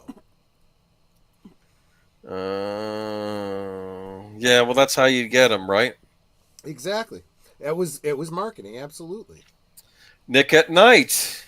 Donna Reed, yeah. We did not get Nick at Night because Nick at Night, for some reason, this channel was shared with BET, Black Entertainment Television. And at 8 o'clock, the channel would switch over to BET, so I never got to see Nick at Night. Okay. So, but I assumed it showed old shows like I had like both Donna Reed. channels separately, and I think where we were, they combined them. Yeah, because they didn't have enough channels. We watched a lot of Nick at Night in our house because these were the shows my mom grew up with, and I'll be honest with you, I was actually familiar with many of the shows, either because they had been in syndication, and so I used to see them like when I was over at my grandmother's house or whatever during the day, or at least I knew about my mother talking about the Donna Reed show. Interesting. Yeah. I mean, they used to show these old shows on the Disney Channel also, like Dennis the Menace. There was a black and white Dennis the Menace show, which they showed on the Disney Channel, so I would often watch that. But I think they had My Three Sons might have been on the Disney Channel, or Ozzie and Harriet, one of those. So I didn't see Donna Reed. That was on Nick at Night. Maybe we eventually got Nick at Night later on. Maybe they finally gave BET its own channel and let Nick be a thing. But here we go, though. Well, okay, but this is it for Nickelodeon. Yep. Getting on from Kids TV. Anything left to say? Now we move on to MTV. Okay. MTV is considered by many a teenager back in the 80s the only reason you needed cable. Okay, this was when I got into high school, that's basically what it became. That's true. Oh, all the teens were watching MTV. Mm-hmm. This was where it was at. You'll never look at music the same way again. You know what? They're not wrong. I don't think they're wrong. I think this did have a lot of impact on music because you could watch music videos. This was why. I mean, it was always true, right? The music people always did set fashion trends and stuff like that. But I feel like it was amped up, when MTV came out, because you were seeing these videos constantly. And so that's why, everyone was dressing like Michael Jackson with the goofy, vinyl, jackets. And I kind of like those jackets. I know you maybe not, but I never had one. I never wanted one. It wasn't my style. Not my style either, but I thought he knew how to wear it. I'll say this. I thought absolutely. He knew how to wear it. And let's face it, we talked a little bit about that on Monday when we were watching Break-In and Breakin' 2. Yeah. And, here we go, though. This is MTV Music Television. Cable brats, they grew up with music. They grew up with television, so we put them together, MTV Music Television. And they treated it as though it was a... They thought of it in terms of radio, right? Where you'd have different... on radio, you'd have different DJs for a couple hours, and they would play different songs, and then in between they'd either talk about the songs or they'd have a little shtick that they did or whatever. Well, MTV did the same thing. They had VJs. Yes. That doesn't sound the same these days, does it? No, it does not. Anyway, but they were the equivalent of disc jockeys for videos. And what was her name? Quinn. Something Quinn. Quinn? Yeah, what was her name? I don't know. Quinn. She was one of the early video jockeys or whatever, and she would all of them. They would have great information, and sometimes they'd even get interviews with some of these people. Martha Quinn? Martha Quinn, thank you. Yes. I liked Martha Quinn. Oh, I remember a Simpsons joke where some guy says, that was Martha Quinn. Like, I think it was some late night self-help show or like a Mr. Opie or something, and Martha Quinn was another. I loved her in the thing I saw her in, and I'm like, what is he talking about? Was she in a softcore porn movie or something that I don't know about? She was in MTV VJ. Okay. She was like the primary one. Look at this. I want my MTV. Is that the Rolling Stone tongue? That's what I always think of. Yes, it is. But look at the side, though. Look at all these. There's Madonna. Yeah, Madonna was Lauper. big. Madonna was the queen of pop, Stevie Nicks, yes. Michael Jackson. Billy Idol. Michael Jackson was the king of pop. I remember that. Those are the two. I remember they showed the Thriller video on MTV during the day, and I was freaking out because I'm a kid, and I'm like, I should be watching this during the day. It's scary, but especially when the blood's coming out of the zombie's mouth. It was because of MTV that we got to see the Thriller video over and over and over again, and that's how we all learned that zombie line dance. Oh, Hall & Oates, too. It's a wonderful, wonderful video. Look, there's the Thrillers on. There we go. Now we got Madonna. Look at that. I want Madonna. I want Michael. I want Rum DNC. I want my MTV. Boom. Look at that. They would have annual MTV Movie Award, Video Music Awards. Look, Eddie Murphy's going to be there. Yep. There's that astronaut. They used to have these little MTV commercials where they were like bumpers or whatever, bumpers, and one of them was the astronaut. I remember one which looked like a video game, a snake trying to get through these mazes, and they said that's based off Snake Rattle and Roll. I know that had to be what it is. And the whole reason that they were doing the astronauts, because it was a paradigm shift. It was like the first time you saw, them walk on the moon. This is the first time you're seeing music videos on TV. That was what they were trying to bring about, and it kind of works. Mr. Landell, Groovy Movies. Martha was the one everyone had a crush on. I was partial to Julie Brown. There Downtown you go, Julie Brown. Great transition. I like Downtown Julie Brown too. Don't get me wrong. Oh, these hosts seem cooler than anything. Like, I remember as a kid, it's like, I'll never be that cool. It's like, what is this? It's like, I don't know much about her background, but didn't she have like an accent? I always wondered where she did. I don't know what kind of accent it was now, though. Was it mid-Atlantic, or was it transatlantic, or was it like? I don't know. Or was it British? Maybe it was British. I don't remember. It was just exotic enough to be very interesting. Nice looking lady. And that great sense of style too. Great host. Didn't try to make my own version of MTV in the late 80s. Didn't Troy? He's saying you? Or didn't someone else? TRY? Unless what? Yeah, it sounds like there's some words missing there, Jesse. There was country music television. There was country music television. There was VH1, which I don't know if you have any slides for them coming up. I don't have anything for VH1, so if you want to comment on VH1, at the end we'll do that. Was I guess you could consider them the competitor to MTV. They were less. Okay, now I'm taxing my memory here, guys, and I didn't prepare beforehand for this. But as I recall, VH1 was more videos, less, interviews and special content. But VH1 was also maybe a little bit more, I guess, what you'd call adult contemporary now. Whereas you'd get more Michael Jackson and Madonna on MTV, Run DMC and so forth. Over on VH1, you get more Lionel Richie and Billy Joel and stuff like that. Yeah, that's right. I remember that. Yeah. Was it more mature? Is that the impression I got from that? Or is it Maybe, yeah. A little bit. Yeah, it wasn't as outlandish. It didn't have all the crazy neons and the stuff like that. MTV was a nuts channel. You never knew what to expect from MTV. Yeah. I remember that back in the day. Yeah. Even when, I know people complain when they started doing fewer stuff with videos, but I remember MTV, there's Yo MTV Raps. That was a show. They started doing music-themed shows after a while. I remember this was one. There's Ice-T, bottom center there. We were just talking about him on Monday. Yep. See, I liked MTV for the music videos, but then when they started going more towards shows, I switched to VH1. Interesting. Yeah, she's exactly right. That was the other thing. VH1 continued with the videos well after MTV was starting to pull back and start doing other stuff. Yeah. But now I'm fast forward. I know this was going to be in the 80s, but here's MTV Unplugged. This was the famous one with Nirvana and Kurt Cobain. That's right. They had this concept of Unplugged, and what you would realize as you were watching this is all of these artists that you really, really loved, you started to realize, wow, they're more talented than I even realized. Yes. It's a lot of talent with these young musicians back in the day.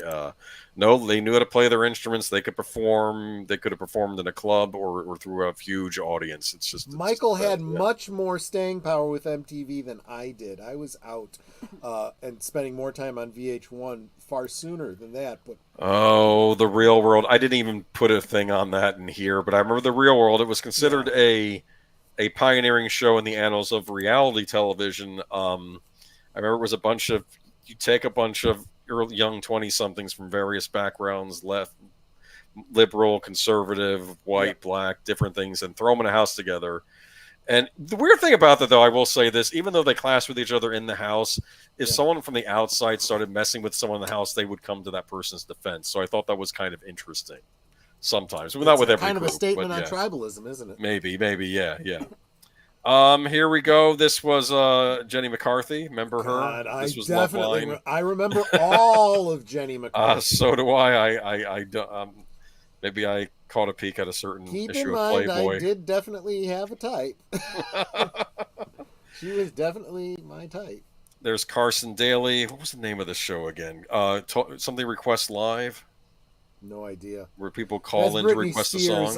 I was kind of checking out from music during that era. Probably during this time. This is later 90s. Yeah. And of course we have The Boys. Butthead, which I never watched. This is where our age gap comes into play. Definitely. Because this was not my shtick. What I loved about MTV when I actually started getting into, because it was more it was more of a teen thing. Like I was a child when it was a teen thing. When I was a teen, it was when it became. And you would have weird things on MTV. First, it was Liquid Television, which were various animated shorts from around the country, sometimes even the world. Oh my God, I remember Liquid Television. Just weird crap. Weird. I mean, don't get me wrong. Some of it was weird good, but most of it was just weird. Some of it was weird. And some of them were live action shorts, too. They weren't all animated. But I had to assume that, and a bunch of my friends and my mother said this, too. This has got to be the kind of TV you watch when you're stoned. That was the only thing we could figure. That's what Liquid TV was. At any rate, Beavis and Butthead got their start on Liquid Television, then they got spun off into their own show. I remember when this first aired, and they showed an episode, and the next night they showed another episode, and then for the rest of the week, it was just the same 2 episodes over and over and over again. People were complaining. They were like, where are the rest of the episodes? It wasn't until the fall after we moved to Florida, I think, in 93, when they finally started giving us a lot more episodes of this show. And they had to take some episodes off the air because there was the episode where Beavis sniffed paint thinner. And they said that got removed because that got complaints. Good point of the lead scenes. There were other shows, Eon Flux and The Max. Eon Flux was based off of another Liquid Television short, very violent Liquid Television short made by Peter Chung. And they eventually made a fully voiced half-hour show. I actually have the entire set on DVD. In fact, that was one of the things that got messed up in the flood, and I was like, I'll never be able to replace this, but it's still being published on DVD, so you can still get a copy of it for cheap. So, and then The Max, that was another MTV series that was part of MTV's Oddities. I think there was another one with a guy with a weird-shaped head. The Max was based on was it an Image comic, if memory serves? I don't remember. It was really well done animation. It was like a moving comic book. That's what it reminded me of, like those 90s comics. You would probably get a kick out of The Max if you saw it. It was basically about this homeless guy who's also like a superhero, and it was just I think he's living in a box, and I guess he fights crime, but it's just it's so weird. It was just a well done show. Yeah. Just a reminder. I don't know how long we're going to go tonight. We may not make it over to Rumble tonight, but I am still simulcasting over on Rumble, and I know this because I just got an email saying that Last Call has a new video up. And I went and I checked, and I saw that, yes, I am live over there. And it comes with an ad for ivermectin. We've got you covered. I find that very, very interesting and slightly humorous. That is kind of funny. Yeah. Oh, boy. Eon Flux. I miss these shows. There are other channels besides MTV. Today. Anything left to say about MTV? No, okay. No. USA, weird channel. I liked USA. There's some good stuff on USA. They had Burn Notice. This was not a premium channel. It was, I think USA was it was a commercial television from the beginning, right? Yeah, yes, yeah. It was always commercial, but it felt edgier. Yeah, if that makes sense. Slightly, yeah. And Grace Slick, we just lost her. Is that who that is? What was Night Flight? Do you know what this is? No, I'm sorry. No, I'm sorry. I'm thinking of Christine McVie. No, Grace Slick. Grace Slick. Heaven forbid, knock wood. You know. Yeah. No. Yeah, I remember the USA. Okay, wait a minute. Yep, he's getting ahead of us, but he's right. The best parts of USA was Rhonda Shears. There we are. Michael, yep, there you go. You just got a little bit ahead of us. And Michael, I'm sure you are subscribed to Greg over at Fanzine. He's done an interview with Rhonda Shears. Oh, awesome. I'm curious because I remember there was a Gilbert Godfrey hosted show. Yep. Were they both up all night and one It started Yes. with Rhonda Shear and then went to Gilbert Godfrey, Yes. or started with Gilbert Godfrey and then went to Rhonda Shear, or were they two Yep. separate shows? I don't remember now. I don't think they overlap. That some would think argue is that a because trade up getting Gilbert Godfrey. That's the humorous part of it, though. You have this babe, and then you get Gilbert Godfrey instead, who's like extremely Rhonda obnoxious. Shear was like Cassandra Peterson, except for more like comedy and less for horror. Yes. Okay, that's what I'm thinking of. But it looks like that's Jason Voorhees standing next to her, so maybe they did a Friday the 13th one. Well, it's a knockoff, but yeah, exactly. Maybe they did the funny one. I don't know. Yeah, I don't know what this is about. She hosted whatever movie they were up all night for, so it could have been horror, could have been comedy, it could have been anything. And she would say "up all night," and you would rise to attention when she said that. Yes. Well, maybe not so much from that, but she was also in Playboy. I was quite the aficionado of Playboy. Yes. Now I'm thinking of Jessica Hahn. I'm thinking of 80s Playboy. Okay. Now I am too. Thank you very much. I remember her. She was on Married with Children. Remember that one episode? She was on Married with Children. I remember that. Yes. I watched Kung Fu Theater and Commander Cody on Saturday mornings. I remember I watched, deleted scenes. You may know of this movie. Or anyone in the chat. Have you heard of the movie Spookies? Spookies. No. You might see it in your mom and pop video store. Had a very alluring cover of this woman, this busty lady getting her dress was getting grabbed at by these monsters, and I'm like, I want to see that. They showed it on the USA Network one Saturday afternoon, and I watched it, and it was one of the worst things I had ever seen, one of the worst movies, and I kept sticking with it. Yeah, thinking that something was going to happen, and it had commercial breaks to it, which just made it even longer. Well, and the other thing too is you had to know that if it was showing on USA, it was edited, so you needed to track down an original. I remember being in the third grade. I think we were at assembly. I was complaining to one of my friends, and then like one of the teachers turned around. I was going to get in trouble. I kept talking about Spookies. I remember that, but I don't know if anybody else saw. Oh, you have seen Spookies, Connie Cleary? I don't know. It was streaming on something. I think I rewatched it a few years back just to see if it held up, and no, it didn't. It's still awful. But so I did finally watch the uncut version. I don't think there were any boobies in it, though, so don't get excited. Anyway. Well, not on USA. There in the original version, it might have been. Okay, this is a myth. This channel was always a myth.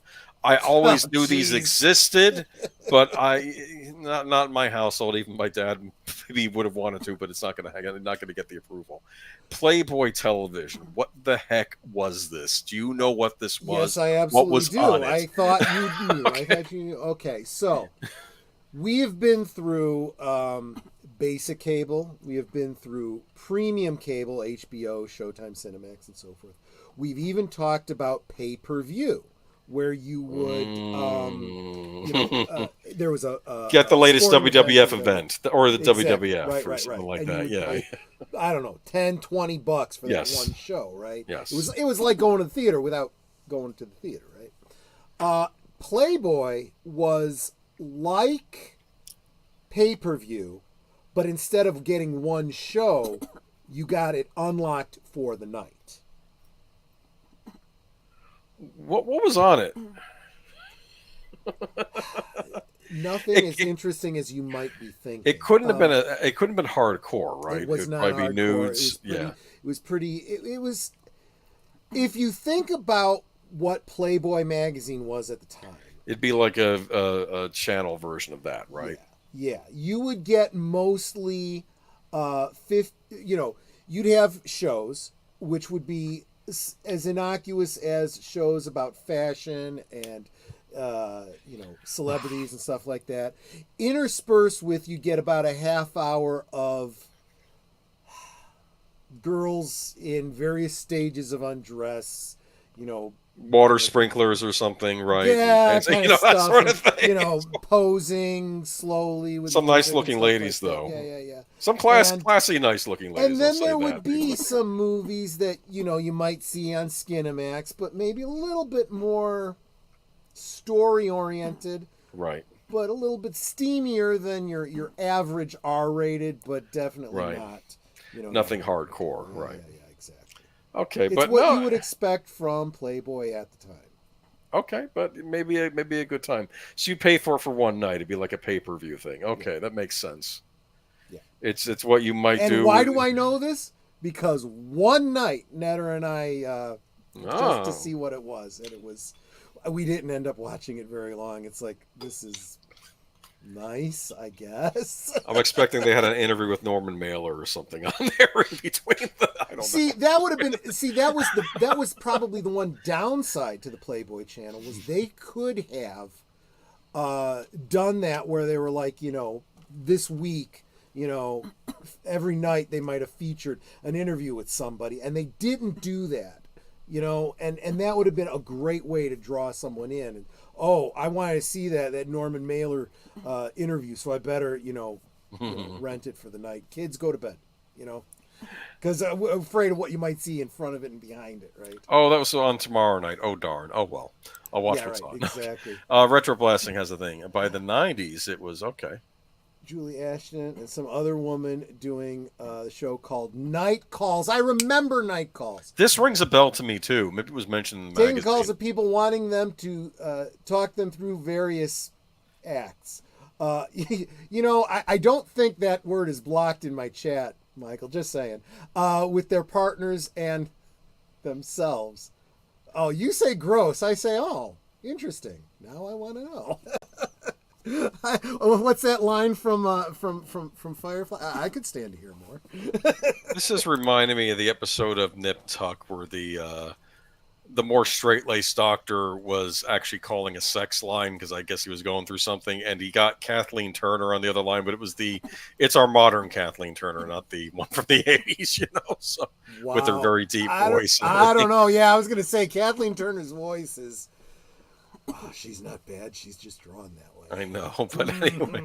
But this was when it was more gravelly, I think, or what. Actually, she was another one that was in Playboy. Well, it was just, right. one picture, and you could kind of see some diaphanousness. But Joan Severance was in Playboy, if memory serves. I remember that one. Yes. Yeah, I'm a Joan Severance fan. But anyway, TNT. I'm hearing crickets. No, yeah, okay. Absolutely. Oh, here we go. Julie and the other girl always look so bored. Oh, wait a minute. Okay, let's back up. Julie and the other girl always look so... yeah, listening to calls while sitting in lingerie, petting each other. Like, okay, I'm going to have to go... I thought I remembered this, but maybe not that probably on vividly. Vimeo I gotta now. Go check it out again. So does anyone else remember? I think it was, a Playboy movie. I didn't watch many, and the few I watched weren't amazing other than The Naked Women. A vampire film, I thought it was called Dead of. I don't know. It looks like you cut off there. Dead of what? Because I'm thinking... I think he doesn't remember the rest of it. Oh, okay. Yeah, because I'm feeling like, I do think you're right. I just don't... That's a fuzzy memory there. Dead of Night. Okay. Dead of Night. Yeah.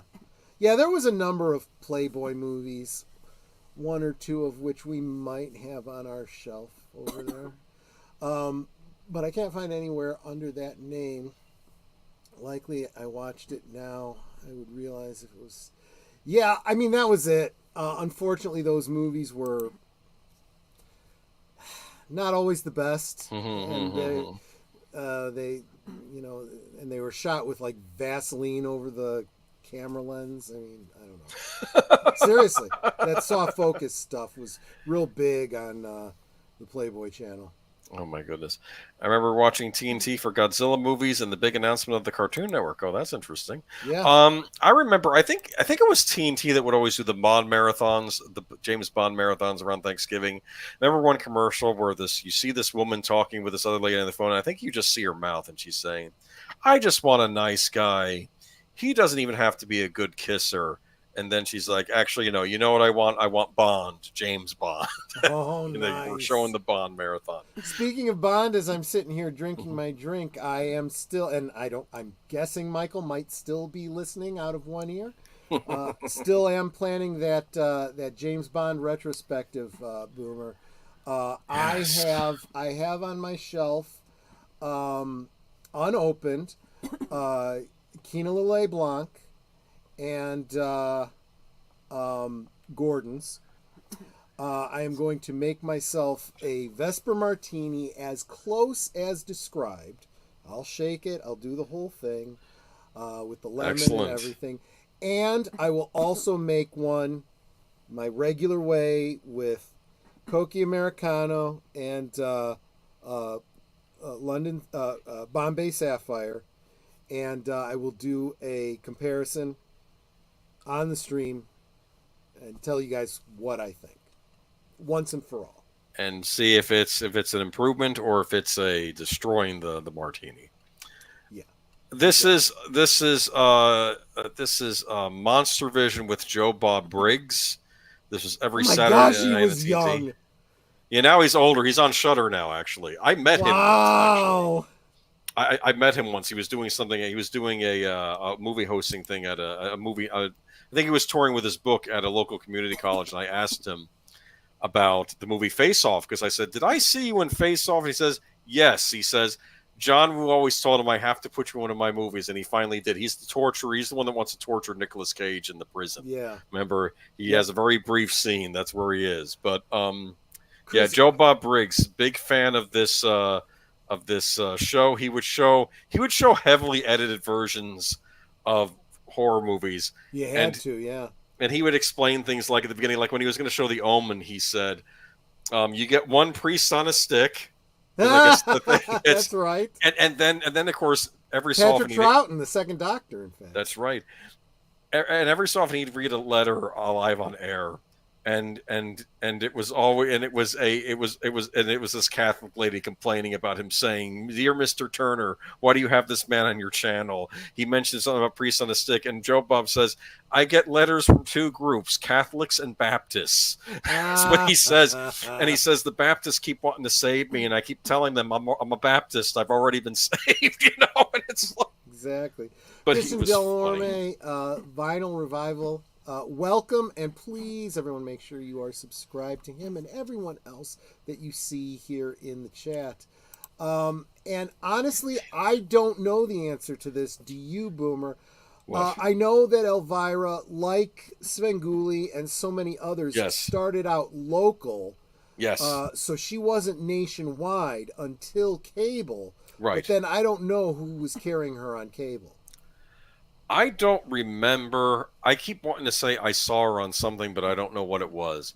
But I think I don't know if Joe Bob Briggs, he might have started out. No, he started out on a premium channel. It might have been HBO or Showtime, where I think he would show the entire movie and do an intro, outro.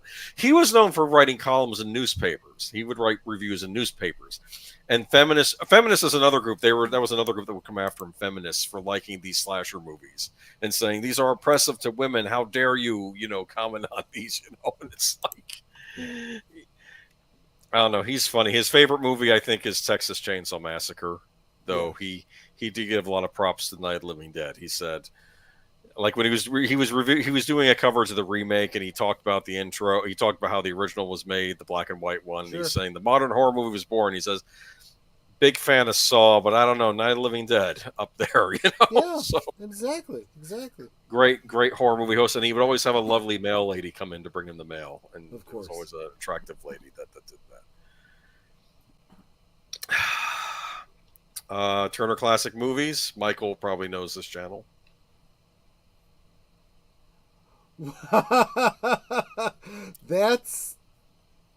Wow. You like that? I thought you'd get a kick out of this one. Wow. You know what movie this is, right? This is the... Yes, I do. That's wow. Oh, they actually made it into an HBO miniseries too, based on the same book. Yeah, this really? is that's precious. Yeah, it's more explicit than the HBO series. But I would imagine.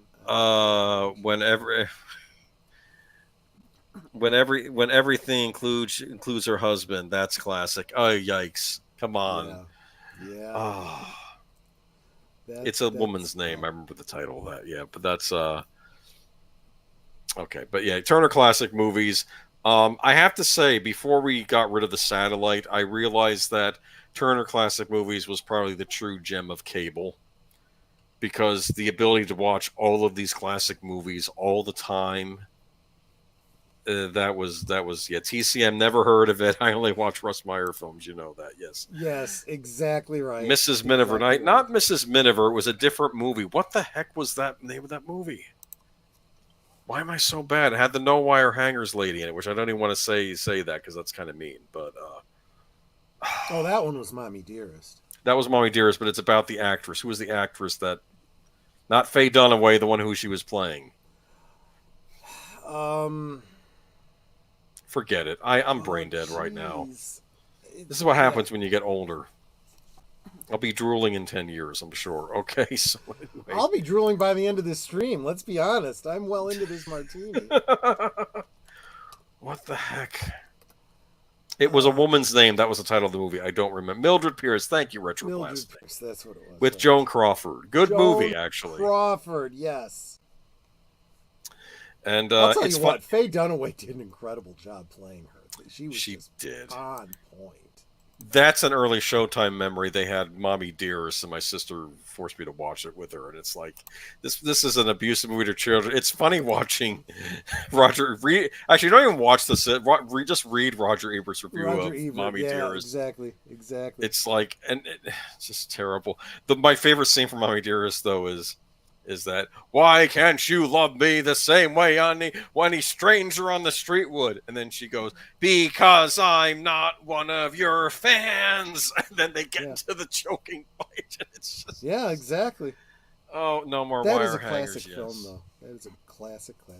Comedy Central. Comedy Central. Comedy Central used to have, okay, just like we said, MTV used to be music television and they used to have music. Comedy Central used to have comedy. Yeah. In fact, did Bill Maher get his start on Comedy Central, if memory serves, or was that on regular TV? No, I think you're right. I think it was on Comedy Central. I think he was on there. They had weird cartoons on this channel, too, like Dr. Katz, and Duckman, I think, was on here, too. This is Miniver, not about a husband having an affair with the stepdaughter. Let's keep this clear, people. Yeah. Yeah, thank you, Michael. Yes, those are two very, very different movies. That's right. And MST3K, what? Are you meaning this? Yeah, exactly. This was a big deal. We did not get, even when we got basic cable Florida, they didn't have Comedy Central or another channel, which we'll get into in a minute. Michael, you know a thing or two about Mystery Science Theater 3000, don't you? You've seen this show. A time or two, I suspect. I'm joking because I know, well, go check out Michael's channel. My dad ended up getting a big satellite not long after he moved. And of course, this was very strange because I think the people were trying to sell it on us as a replacement for cable, but I think we ended up keeping both because it would. The difference between satellite and cable was, at least back then, when you had a big thing, the satellite would have to go to one channel, and you could broadcast that channel any room in the house, but you couldn't change channels. Like the satellite was fixed, unlike cable, where someone could flip on a different cable channel depending on whatever room they were in. Right? Honestly, it depended on how you had it set up. Because and there was pricing for it too. Like if you had multiple you could have the cable split to different rooms, and each one could have a different box where you could do it legally or illegally. Yes, exactly right. And if you did it illegally, you probably couldn't change the channel in different rooms. Interesting.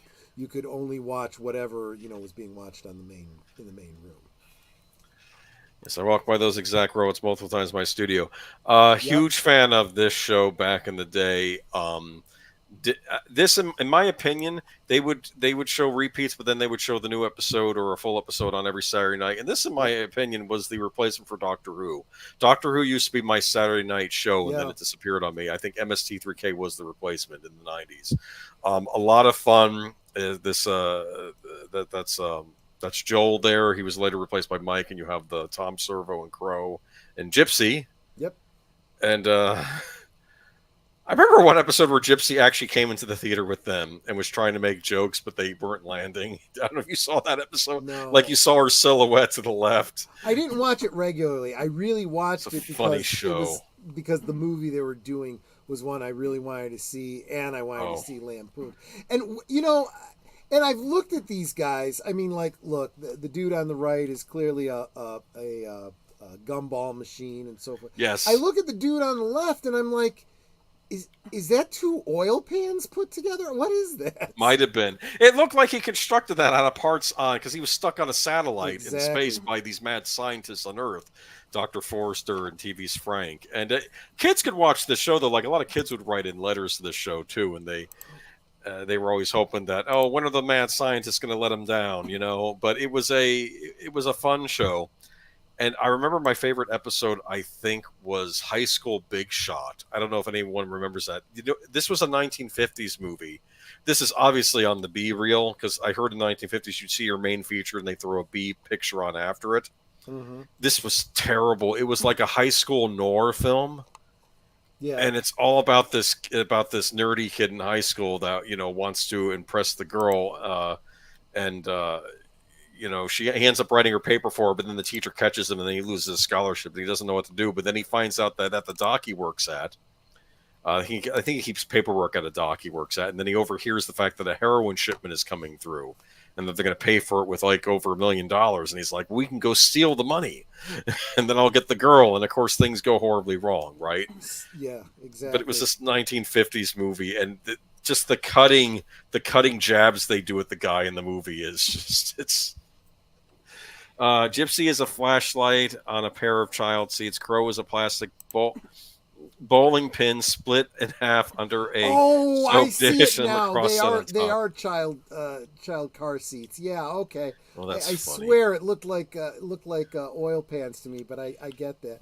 And I pulled up the wrong one.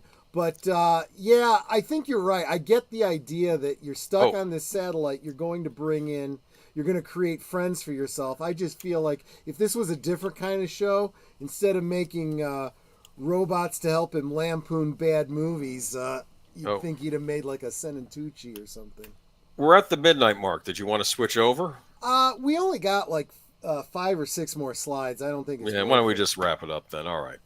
But big fan of the show. Comedy Central, though, I did like Dr. Katz when it would be on. Not exactly the best animated show, but it was funny.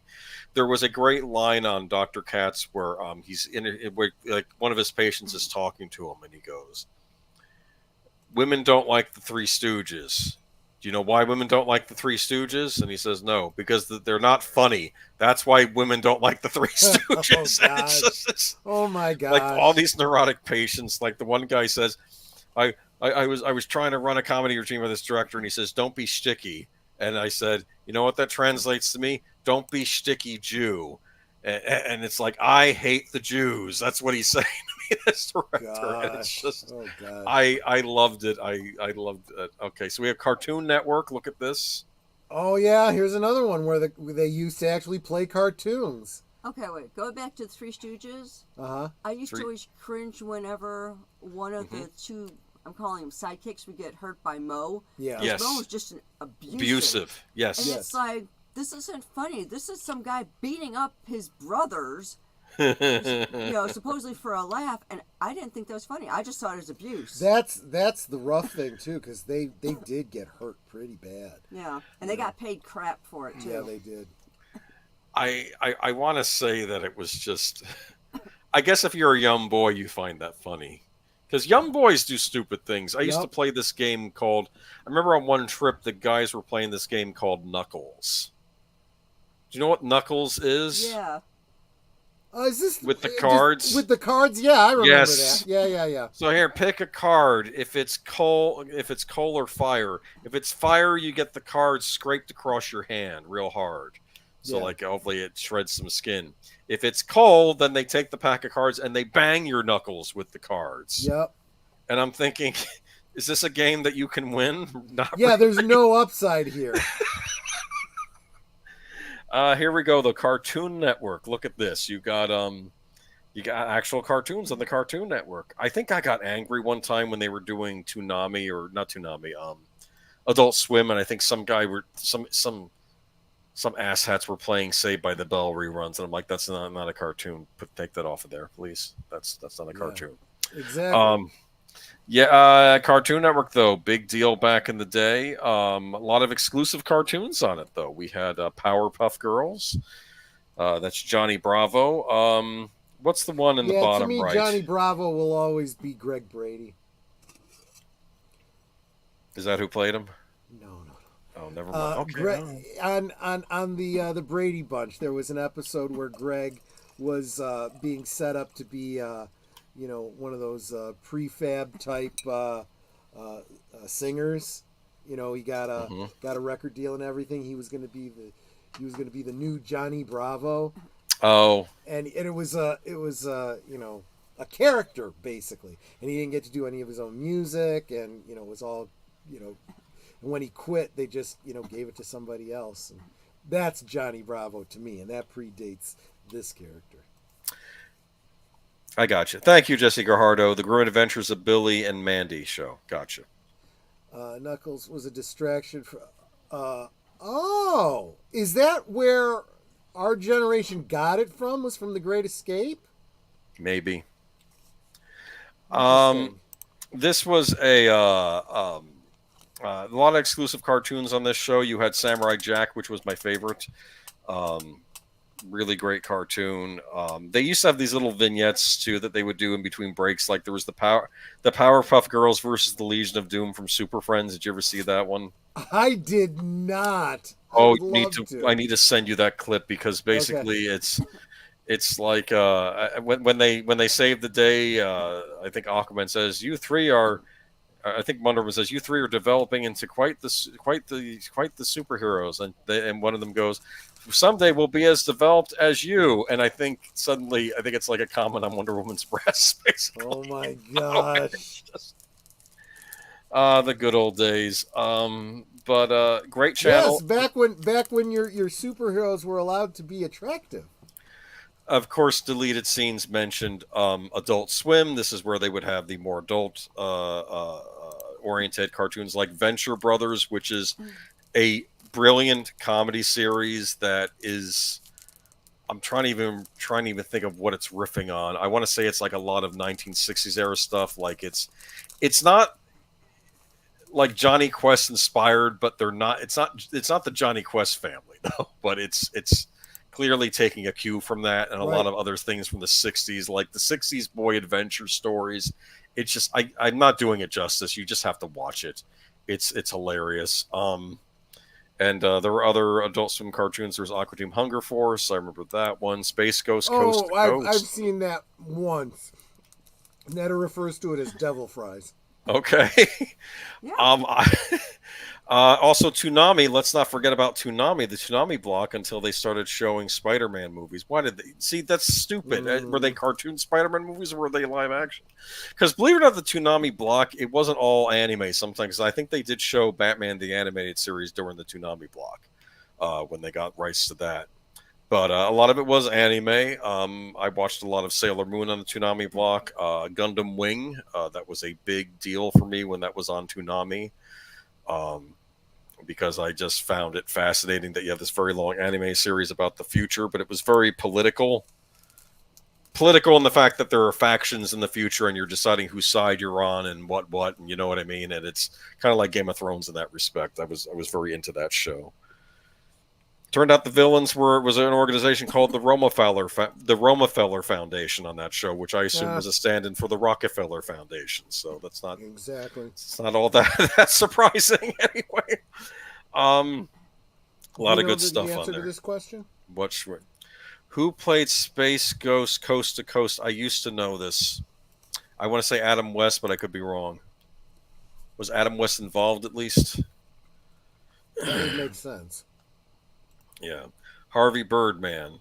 Oh, yeah. He was Harvey Birdman, maybe. I remember Harvey Birdman. Oh, they had some weird ones. They had C-Lab. They had C-Lab 2020. Remember that they had like the making fun of that one. Yeah. Oh, that was so bad. That was where there were two Debbies on the show, and one Debbie was black and the other Debbie was white, and this one guy kept referring to Black Debbie as Black Debbie. And he says, "Well, then why don't you just call White Debbie White Debbie?" Well, that's stupid. I know she's white. It's like very insensitive. It's just awful. The things they would get away with then that they would never do now, they'd be too chicken. So they're sort of making funny fun now. of the racism. It's. Oh, I'll tell you what I think it was Cartoon Network. Drawn Together. Did you ever see Drawn Comedy Together? Central. I think that was Comedy Central. Oh, Comedy Central. Yes. Sorry. Yeah. I remember Drawn Together. Mickey Mouse was evil on that show. I recall that. They didn't say him by name. Yeah, that was the because that was only supposed to be- thing that they didn't change from reality. See, you'll have Everything 2020. else was a parody.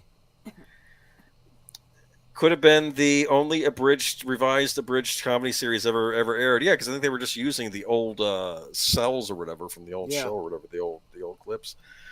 Yeah, though big fan of Cartoon Network, have not watched it recently. I do know they were going to be doing an adaptation of a horror manga I'm a big fan of called Uzumaki. I don't know if that ever came out. I've been not paying attention. Maybe it did. Sci-Fi Channel. Yeah, unfortunately, it got to us later than I would have liked. Yeah, I got it late too. I wanted it to start. I mean, it came to our cable company. We had it right from day one. It was available in our area, but I think it'd been out for a year or two before we were able to get it in the Chicago suburbs. It's another channel I wanted in the worst way. I know in the beginning, I think all it was showing was old Doctor Who episodes and Dark Shadows, right? That was what some of the original, and I think Star Trek. That's why I wanted wanted it so bad. Because Doctor Who hadn't been on PBS in ages, so this was your only way to see it. Dark Shadows either. My mother loved Dark Shadows. She said she used to watch it when she brought me home from the hospital. Keep in mind, everybody, this was before the days of DVD. This was still prior to DVD coming on the scene. I remember Sci-Fi Channel had Saturday Anime. I'll be blunt, Sci-Fi Channel is probably responsible for my love of anime. It's where I started catching some of these feature-length movies. It was on Sci-Fi Channel, and they would show them on Saturday morning. They say, "This isn't a dip in the kiddie pool," and they'd show like Vampire Hunter D or Demon City Shinjuku, and they would of course have to edit them for regular TV. Could cut out some of the naughty parts, but because back then anime was more adult orientated. I think maybe it is now. I don't know, but look, even the stuff I grew up with, Battle of the Planets. That was a very different cartoon than what appeared overseas. I remember having debates with my buddies in school whether the main villain was male or female, only to come to find out that in Japan it was a male dressing and behaving like a woman because oh my goodness, they would have that in some of the old anime shows. Yeah, funny enough, but now we're living it in reality now. But anyway, what do we got here though? We have I used to run home from school and watch Dark Shadows, and I have all the DVDs. Love Barnabas Collins. I did too. I watched the revival series, but before I watched the revival series, they were showing episodes of it. I think on my local PBS station. Yep. And some of the older episodes were in color, so I don't know where they came from. But I remember they were doing because they did some movies later that were in color. They were doing a like a Jekyll and Hyde storyline on it. Like there was one guy who I'm watching even as a kid. I'm like, he's taking the potion and turning into the monster. That's Jekyll and Hyde. They did their own version of Jekyll and Hyde. Right. They kept alluding to Barnabas Collins coming back, and I think that they didn't have Jonathan Fritt at that point back on the show. But like his painting was there, and I think someone got his ring, and bad stuff was happening. Yeah. I if I ever have the time, I want to watch all of Dark Shadows from beginning to end. That should be a goal in life. That would be challenging. And to be honest with you, because of the daytime drama format, you might be better off with edited ones anyway. Right. Because there was a lot of filler. I think when the series starts, it doesn't even have I think it didn't even have supernatural elements at first. It was still a gothic style soap opera, and then later on they would introduce a ghost. I think a ghost got introduced, and then we eventually got Barnabas Collins, and that was a big deal. And then Angelique. I always had a crush on Angelique, both Angeliques. Both Angeliques, yes. Both Angeliques, exactly I'll be honest, I like them both. I did watch the Dark Shadows movies. The second one was had Angelique as the villain in it. I remember that. But the second one. Yeah, there was House of Dark Shadows and Night of Dark Shadows. I'm not sure which is which, but they were supposed to get fancy DVDs when the Burton movie came out, but they Warner Brothers scrapped them. We were going to get some decent DVDs of those. I hate Warner Brothers. I'm sorry. Anyway, so Channel Zero was creepy as something. I love sci-fi, and then it became sci-fi and sucked ass. Yeah, I was so annoyed. Yeah. Stiffy. I'm like, are you kidding me? Really? Yeah. What has sci-fi done lately? Sci-fi had some interesting original programming on it. Remember Oh, Tin they Man? had great original programming, like Frankenfish. I remember that one. I don't remember that. I remember Tin Man. It was a take on Wizard of Oz. Tin Man was great. Yeah. I like the actor who played Tin Man in that too. I forget his name. He played Ensign Hawk. In First Contact. Yeah, I should know his name because he's a great character actor. He was in Minority Report as one of the cops. Remember? But I liked him in Tin Man. They also did a version of Wizard of Oz that was sort of done in that style too, where it had like a sci-fi twist to it. Mm-hmm. Oh wait, that was Tin Man. What am I thinking? Yeah. No, not Wizard of Oz. Alice in Wonderland. They did an Alice in Wonderland miniseries that was done in that style. Did you ever see The Lost Room? No. It was a miniseries. It was really good. It was really good. What's that actress? Something Fanning. Dakota Fanning. I can't remember if it was Dakota or her sister. Plays a girl. Elle Fanning. Could have been, yeah. Mm-hmm. The story is that it's this really weird, not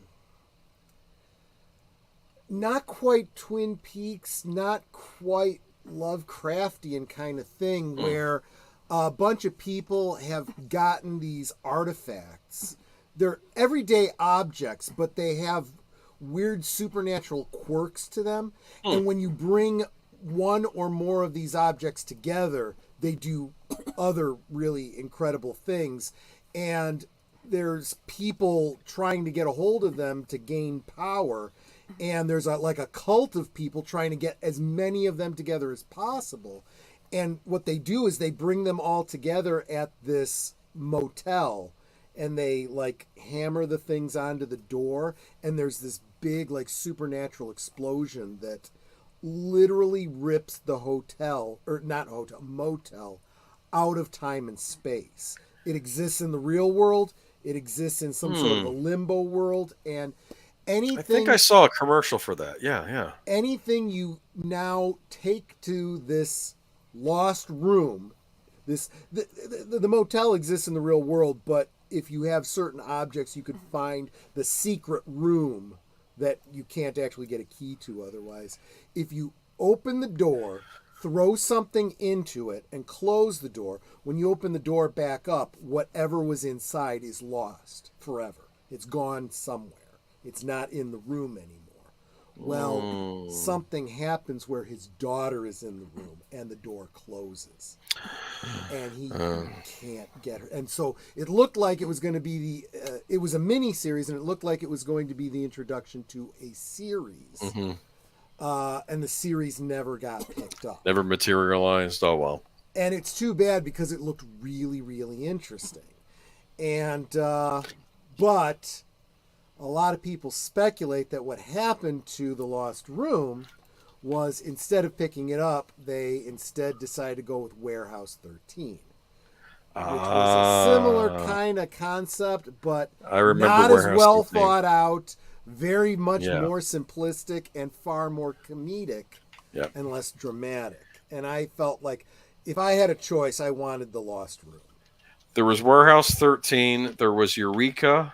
I loved Eureka. Yeah. Yes.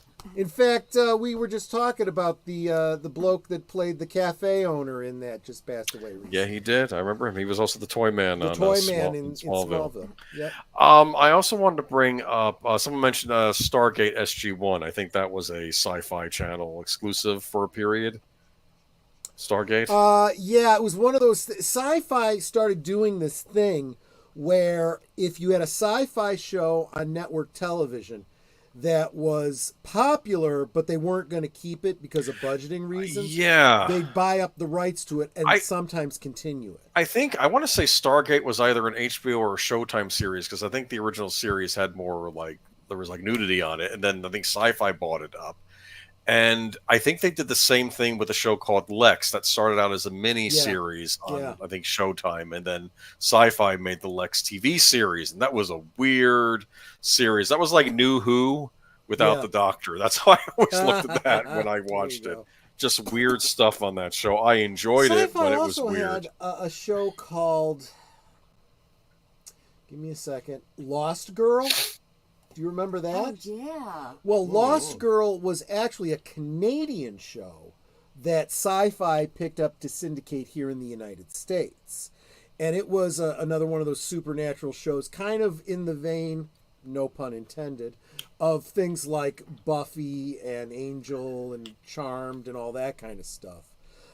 Taking the supernatural elements and trying to... make them work in the modern era, the whole masquerade things going on, people hiding their abilities, sometimes they're, the werewolf or whatever wasn't quite as overtly a werewolf. They didn't actually transform. It was just a guy with a beard that got very aggressive or something, things like that. But the whole Lost Girl aspect, of course, this is both, the Lost Boys from Peter Pan, as well as the Lost Boys, the vampire movie. Right. It's about a girl who is of the lineage, not really a vampire, actually more of a succubus. She can draw the life force out of people, and she can convince people to do things for her. Right. And she's not like predator, or at least she's a heroic character. She just happens to have these abilities and, tries not to abuse them. But it was a show that got pretty darn steamy because she could manipulate women as well as men. And she sometimes really enjoyed the time she spent with women. And someone mentioned it was that the one with the lesbian lead character? Well, the lead character was omnisexual, and her friend ends up becoming that way specifically. Well, one could argue it's because of her supernatural ability, which is a great storyline, right? It's like, did you really fall in love with her, or is it just the magical ability that's forcing you to be in love with her? Interesting. Yeah. Was she hot? What the actress look like? Hot. Okay. Absolutely. I'm just curious. As I recall, the main actress was a brunette, but her girlfriend was a blonde. Yeah. Of course, Sci-Fi had other shows too. They had Battlestar Galactica. Orphan Black was great. Oh yeah. Yeah. Before they turned her into She-Hulk, and oh my god. Right. But there was Battlestar Galactica. That was a Sci-Fi original. That came out of Sci-Fi too. So did the show Continuum, which I think is a very underrated Sci-Fi show. Someday, Troy, you should watch Continuum. I think you'll like it because there is a time travel aspect to it as well. But it's an interesting time travel aspect. For instance, it doesn't do the whole parallel universe thing. Like if they change something enough in the past, that timeline will get destroyed, and they have to hop over into the new one, or they're going to get destroyed with it. Interesting. It was an interesting thing when they did that. I thought it was interesting because basically these terrorists from the future go back in time to stop the future from becoming this horrible place. Because in the future, there's the country and the world is ruled by this entity called the Corporate Congress, which I assume was the corporations just running everything now, and there's no more. That's the government now, and the future's terrible. And these terrorists go back in time to stop it from happening in our modern time. And then there's also a cop that's got this lady cop that gets transported back with them too, and she's trying to stop them because if they destroy the future, she'll lose her son because she left her son behind. You just made me think there is a great concept to be done there that I don't think anyone's ever done. Imagine this: temporal terrorists. Okay. Go back. That's basically what it is. Yeah. But here's the difference. Once they get back in time, they are not perceived by the people around them to be terrorists because they don't do anything violent. They don't blow anything up or anything. They just convince somebody to not go to the theater on a certain day or whatever. And that's not a crime. You haven't heard, oh my gosh, I am so glad you told me not to. Do you know that theater burned down? Really? funny. Or something like that. Or don't get on that plane. Did you know that plane crashed? And it wasn't like a terrorist event. It would have happened whether they got on it or not. But by saving you, I changed history. You know, I mean, so they're destroying a whole timeline.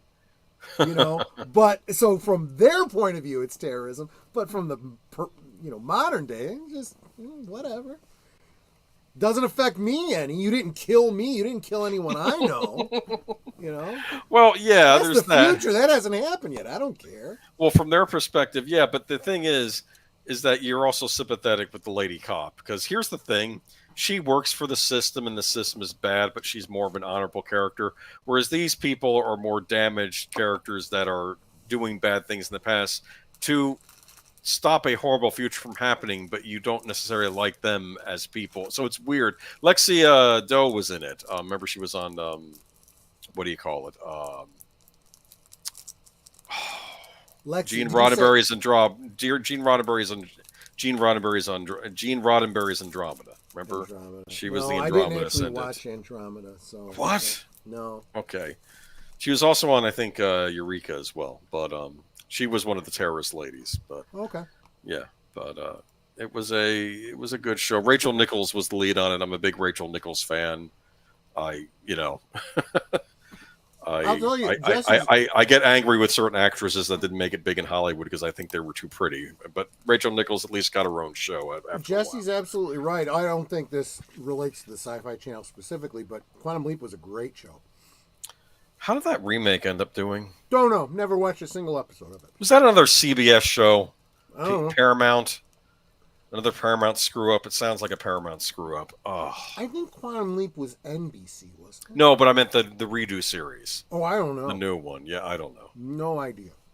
So I end with this Consumer Reports. I just found these two issues online, and I'm like, "Dear cable TV, you're fired. Yikes. This is Consumer Reports." That's a pretty scathing thing they just said. And I think this other one says, "Cable wants you back," with roses, right? Mm-hmm. I've changed, and it's like cable must have gotten so bad that Consumer Reports said it's not worth buying anymore. That's a big deal that even Consumer Reports turned on it. I mean, when did you cut the cord? I'm curious. And why did you cut the cord? That's my next question for you.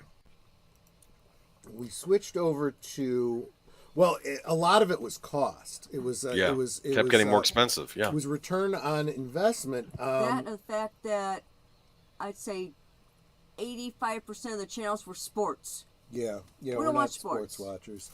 But what it came down to is every time the price would go up, Netter would call and say, "Look, if you don't bring the price back down, we will cancel." And they eventually said, "We can't bring the price down anymore." Okay, we cancel. Which caused them a bit of cognitive dissonance, and she would always say what I had always said. You have to understand, we do not need cable to live. And that was becoming more and more true as we were starting to get more and more of our entertainment online. You know? I mean, let's face it, now, how are you spending your Friday night? At last call. You know? I mean, I'm actually putting on my own show, and you guys are coming to watch it, which, guys, I appreciate so much. But this is what it is. And you know, retro blasting and analog toys and John Solo and Midnight's Edge and all the other channels. Why would I even bother with the crap on network television when all I can say is, well, they've ruined my favorite show? Well, then don't watch it. You don't need it. I think there's another problem. I think when you buy cable, you're paying for things you really don't want to be paying for, like a lot of these horrible news channels. You know what I'm talking about? Exactly. That's exactly it. We were saying for a long time, and we knew cable would never do this. We said, look, we've got 5 channels we like and 83 channels we don't. Go a la carte or you lose us. And of course they're not going to do that. That's why they bundled the way they did. And we said, okay, forget it. We don't need it. This is what happened. Yeah, go ahead. Yeah, well, this is what gets me. On the cable bill, it would be like, I'm just throwing out numbers there for make it easy, but let's say that our cable bill is $80.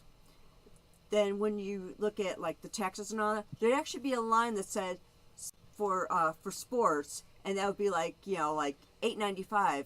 And when I complained about that, saying, why am I paying for sports? I don't watch it. Take that off. They're like, oh, we can't do that. It's part of your package.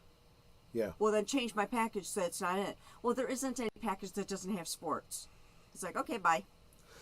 Mark, welcome, by the way, Mark. Good to see you here. He says, Xfinity made me snap last week. I cussed out the remote assistant over their bill and actually responded with, let me get someone right away. Bill got lowered fast. So here's what happened. They used to lower our bill all the time, but they did it in the whole, hey, you know, maybe, yeah, we'll change your thing, and then we'll do this, and we'll put you in as a new customer instead of, you know, a renewal, and we'll give you this special deal and this and that. And the reason they were doing that is because the sales department was making numbers on that. And then as a new customer, you were locked into a contract for at least a year. There was that too. When that eventually ran thin, that's when people like Netter and I were like, okay, if you won't lower it, we quit. Okay, quit. Fine, we quit. Enough people quit so that people like Mark that are still in it, they're going, oh, we can't afford to lose these people. So someone like Mark needed people like me and Netter to drop our cable so that the cable company is over the barrel. But it's diminishing returns. More and more people are leaving cable because more and more people are turning to either just pure internet, YouTube, their own things, or streaming services, still internet. Don't need cable, don't need terrestrial television anymore. You know? No. And I guess that's where everyone else is at, but it's kind of sad because if we go back to where we were in the beginning, cable really was selling you on it. And I think they got complacent and they just started they started having less quality and they started charging you more, and it's like, I don't need this. Yeah, and Deleted Scenes brings up, I had DirecTV, but everything went woke and boring, and I started watching YouTube. Yeah. Got rid of it and never went back. Yeah. Here's the thing. They kind of had us over the barrel for a brief time during the lockdowns. When that ended, people were like, you know what? I really don't need TV. And honestly, I didn't enjoy what I was watching. So I don't even need it if, you know, I'm going to be stuck inside for a long period of time. And yeah, remove Disney from my bundle. All of it. Defund Disney. Fire Iger. That's why we sold our stock. Absolutely. No sports because cable company owned the sports channel. Yeah, well, and that's why. Fine, that's exactly why Netter was like, okay, fine, can't have any service without sports. You know what? I really don't need you because I'm not interested in sports. If that's all you got, I don't want it. Bye. I do miss Turner Classic Movies though. You back when it was Turner Classic. Well, of course, I'm worried now because according to Retroblasting, I guess it got gutted by Zaslav, so I don't know what's going on there now. So I'm in the same situation as Curtis. I have YouTube, Amazon Prime. That's it. If I need to watch something else, I can watch one of my DVDs or a free streamer like Pluto or like Tubi or whatever. And Greg from Fanzine just recently did a video about Tubi and the fact that they edit some of their videos. But look, it's a great. It's no different than old terrestrial commercial television. Those were all edited, usually to add commercials, but also for content. No nudity, nothing overtly violent. So if you saw a movie on TV and you liked it, maybe you go out and you get the DVD. You know? I hear what you're saying about Tubi, but then you have other options like Pluto, so I'm often finding myself thinking to be or not to be, you know. Funny guy. Roku put an announcement being hacked again today. Well, you know, that and going back to what Curtis was saying, the other thing I was going to say, Amazon Prime, Netter and I have watched a couple things on Amazon Prime. Oh, no. And then I was telling you about that Korean show that I was watching, and I was like, oh, there's commercials. I don't remember there being commercials. Well, come to find out, there's a class action suit against Amazon Prime because they started adding commercials to the premium service without telling anybody. They waited until after everybody had re-upped, and then they said, oh, by the way, you're getting commercials now. And it's like, wait, you can't do that. Your own terms of service. We agreed to one thing, and that's not what you're doing. So it'll be interesting to see how that pans out. But I don't watch it enough to have noticed or cared. I hope I didn't store credit card information on my Roku TV. Okay. Anyway. Sorry. The effed up part about cable history is that Disney was removing its own channels before Disney Plus became a thing. Look, we didn't really get into that, but that is so true. I meant to say that the Disney Channel running contemporaneously with Disney Plus was just a weird ass cluster F where they were trying to have their cake and eat it too. And both were suffering, but it's no different than what they're doing now with Disney Plus and Hulu and all the content from Fox that they're not doing anything with, and the Muppets that they're not doing anything with, and all the other Disney back catalog that they're not doing anything with.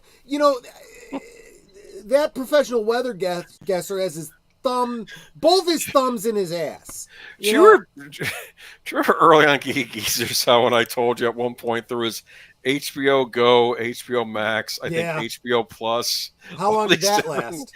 I don't know. It seemed longer than it should have. Well, longer than it should have, but yeah. I think and we've been saying from day one, if you want to dominate the streaming services, take everything you fucking got, put it all on there. And Disney should have won the streaming wars. They would have had all their back catalog. They had the entire Fox back catalog.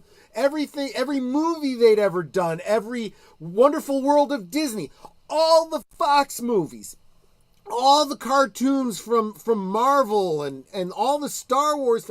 Fox had a bunch of cartoon movies. Yes. Thrown that on there. I mean, this is just ridiculous. But no, they had to fuck around, and now they're finding out. They were busy making their MCU exclusive shows on Disney Plus, like that nobody WandaVision, and when they finally saw, oh god, WandaVision is probably what really broke it for me, because I was still holding on. I was getting excited about it. I was watching for the Easter eggs, and I was like, Mephisto, absolutely, I'm all into this. And it was what's it called? Agatha all along. I'm like, fuck this shit. I'm out. I'm done. And I have not watched anything else Marvel since then. I didn't watch WandaVision. I didn't watch Loki. Bullshit, nothing. None of that crap. Someone said something about, I was like, what the fuck is Echo? I thought it was a Disney cartoon like Inside Out or something like that. No, this was another Marvel thing. I'm like, okay. Yeah. Just terrible. I don't know, man. It's like there's no entertainment, but maybe that'll be next week's topic if you want to. Disney removed Toon Disney, Disney Junior, and Disney XD channels. I remember that. I remember those. You could get those on the streaming. Disney Plus was announced. All of that content should have gone directly to Disney Plus. All of it. I used to watch Star Wars Rebels, I think, on one of those. Maybe it was Disney XD. I don't know. Mm-hmm. Yeah, it was XD. Yeah. I actually watched the whole of it. That was when I was still holding out hopes that they might. Rebels was not worth it. I did enjoy. It had its good points and its bad points. That's what enjoyed most of Clone Wars, but the rest was crap. And actually, there were some things about Clone Wars that bugged the crap out of me too. But you can kind of forgive it when you consider, well, it's a cartoon. It's moderate canonicity, but just make Star Wars fun again. I know. Said we're getting the Acolyte, and it's going to make everybody miserable. They're being punished, but not enough. Losses are making it Disney minus. Defund Disney. Agreed. Well, agreed. Well, Paramount's apparently in junk status. That's not good, right? That's bad, right? Bad. What that basically means, and I think we were talking about this last Sunday, is the fact that their stock is pretty worthless. They're not getting out of it what they want, and their individual properties are so worthless they can't even sell them separately. Nobody wants Star Trek. Nobody fucking wants Star Trek. Like, and Mission Sherry Impossible. Redstone thought that was her crown jewel. Well, your crown jewel is a cubic zirconium. Let's see here. We have Mission Impossible, but let's be honest with you. That's Skydance and that's Tom Cruise. Yep. Without them, there's no Mission Impossible right now. Yep. And so I don't know who owns what there. Well, it was like when they were doing the investor call, and Iger is trying to do his whole, well, we did this and we did this and we did this, and Valiant Renegade's going, Fox, that was Fox, that was Fox, yep. That was Fox. Yep. In other words, stuff that you inherited that you didn't actually work on. Yeah. What was the big one? Avatar. Yeah, that was Fox. Season. That was Fox. Let that Omen prequel out right now. That's Fox. So is the new Apes movie coming out, and Deadpool's a weird one because I don't know if that's a Marvel or if that's a Fox. I'm not hearing good things. I am not hearing. Oh, they're things. Gonna mess it up, aren't they? I'm waiting for video if I watch that. I am waiting until we get closer to well, obviously opening week we'll find because out. There's no reason it shouldn't be great, and that's why I'm worried because exactly. it's got Hugh Jackman's Wolverine and Ryan Reynolds. I'm waiting Deadpool to hear the reviews. That'd be a funny buddy comedy. It would be hilarious as a buddy comedy. More importantly, I'm eager for Netter to hear the reviews because ultimately it's going to be up to her whether we go see this or not. I think she's a bigger Deadpool fan than even I am. I love the second movie. If she wants to see it, I'll take her to see it. But if she's like, we can wait, then we'll wait. I want to see the Badger. I know. I wish they'd do a Badger movie. That would have to be an independent company, though. I was laughing so hard with the Deadpool 2 in the theater. Just everything about it. Did you see both versions of that? I haven't watched the uncut version. Oh, wait. Hold on. What do you mean by both versions? Because there's Once Upon a Deadpool, which is a PG-13 version. Yes. With Fred Savage. That version I haven't seen. There's also an uncut version, which I haven't seen, but I do have access to it. I just have to. Okay, so I guess there's 3 versions now that I think about it. There are 3 versions, yes. I don't know about the uncut version I haven't seen, but yeah, you should see Once Upon a Deadpool. It's worth it. I'll give it a look. It's a take on Princess Bride, kind of. Exactly. Yes. Okay. And I understand what a lot of people were saying about it. You can't make Deadpool PG-13. It's like, look, I already saw the R-rated version. They had to do something like that to get me to go back and see it again, and it was worth it to me. Yeah. Although I could totally see someone doing like a full-on fan edit that puts the two together. It just completely aped on the X-Men movies. There's even a scene in it. Why do I only see you two whenever I'm in here? Like it's a joke, like they can't afford the other actors. And then like a door opens up next to him, outside of his line of vision. It's all the cast of the X-Men prequel movies are right there in the background, which I thought was funny. Never mind. Okay, it's a funny movie series, but I don't know. We'll see if they can pull off part 3. Well, you know what, Mark? I'm going to say what I often say on this channel when it comes to Star Trek. I'm still enjoying Star Trek Online. I don't get to why Paramount made so many different Star Trek series. Why not just stick with one and make it as good as you can make it? Instead, they're doing Strange New Worlds. They had a cartoon. It's licensing. They had a couple cartoons actually. They had one. It's licensing. It's licensing. They get their money from J.J. Abrams and Bad Robot and stuff, and it's up to them to make some money out of what they've licensed. And they're basically splitting the proverbial baby here. They're chopping it up, and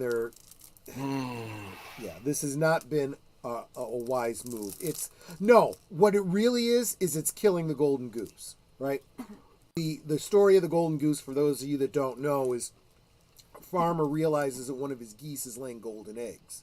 Yes. Every day he finds gets a golden egg. and he's getting rich from the golden eggs every day. But then he gets greedy and he wants all the golden eggs now. So he kills the golden goose and opens it up to get the eggs. And of course, that's not how it works. There's no eggs inside of it. Now he never gets another golden egg. That's exactly what Paramount CBS has done to Star Trek. They decided they wanted to cash in, so they said, you know what? You can make your JJ Trek, and you can make your Discovery, and we'll license out this cartoon to be kind of sort of in this canon. And that's why there was that one dumbass who was like, well, what if all of Star Trek is canon? And they did their whole multi-universe and stuff, and it's like, well, if everything's Star Trek, then nothing is. And that's basically what it's become for the fans. And nobody buys the stuff. Nobody cares about Star Trek anymore. They lost a whole generation. As soon as you lose the generation, you lose everything. And now we're getting, apparently, supposedly, though they keep saying this, and until I see pre-production stills of them shooting the movie, I'm not going to believe it. They say they're doing another Star Trek movie. It's going to be another prequel, which I guess, what are they going to do now? Are they going to go after Captain Archer? Is that what it's going to be? Are they going to do their own version of Enterprise now? Cast somebody else as Captain Archer? I'm not even going to put that much thought into it, because it is, for all of the times they've said they're going to do another Star Trek movie, it's fallen apart, becomes less and less likely. Now, they're putting all the money they have into getting this Section 13 movie. Oh, no.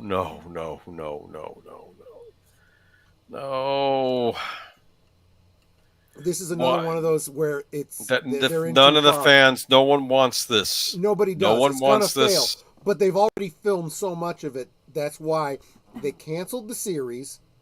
They're turning it into a movie because they got Michelle Yeoh. Michelle Yeoh. She's hot so they're stuff hoping right to now. bank on that. They're going to do this movie with her, and their thought is, if it does well, they turn it into a series with someone else. But the fact is, it's not going to do well. We're all tired of Section 31. That was an element introduced on Deep Space Nine, and I'm now starting to think it never should have been introduced in Deep Space Nine, because we're now stuck with it, and it won't go away. Right. And it was in that horrible Star Trek Into Darkness movie. I was actually willing to give Abrams' Trek a fair chance even after the first one. I'm like, okay, well, it had to be rebooted, and they're doing it for New Generation. Then we got Into Darkness, and it was terrible. It was just awful. I hated Into Darkness so much. It was trying to be a remake of Wrath of Khan, but lying to the audience that was a remake of Wrath of Khan. Yeah. Well, it's not Khan. It's somebody else. We know it's going to be Khan. And it's like, no, it's not. He's just, okay, or we believe you. It's some other bad guy. Nope, you made it Khan. Yeah. You had the Klingons in it for a brief period, which annoyed me, because it's like the whole point of doing classic Trek is to bring the Klingons back as adversaries. Exactly. And you did nothing with them. Exactly. So, but they don't have the budget to make anything of Star Trek anymore. They don't. They are so fucking broke. They won't be able to pay the act. Well, I don't know. Other than Discovery's finishing up, so that's done. They paid them off. I guess Strange New Worlds is the only series they have. Keep in mind, Discovery was done 2 years ago. So we're just waiting for the series season to air. They've just been apportioning it out. It was already in the can. There's no extra money. Is it one of those ones where they shot both seasons back to back? Exactly. Okay, I know they did that with Picard seasons 2 and 3 as well. Yeah. And the what was I gonna I don't remember where I was going with this. But they have no money. Yeah, they have zero budget, and I know. Thinking of the actors in Star Trek, what's her name? That played Uhura. Nichelle Nichols. No. Zoe Saldana. Zoe Saldana. Or is it there are 3 of hers now, because now there's the one in Strange New Worlds too. She is she's probably going to be the highest price to get, to sign on the dotted line, because she's between the Marvel universe and all that guy. She's in demand, Yeah. Chris Pine, he's starting to lose market share. He is. Zachary Quinto, what's he done lately? Zachary Quinto, I don't know if he's been on American Horror Story recently. He was on the first couple seasons, but yeah, I don't think I've seen him on anything recently. They might all be willing to take pay cuts, but that's the only way this is going to happen. If they are holding out for their original salaries, the movie will never happen.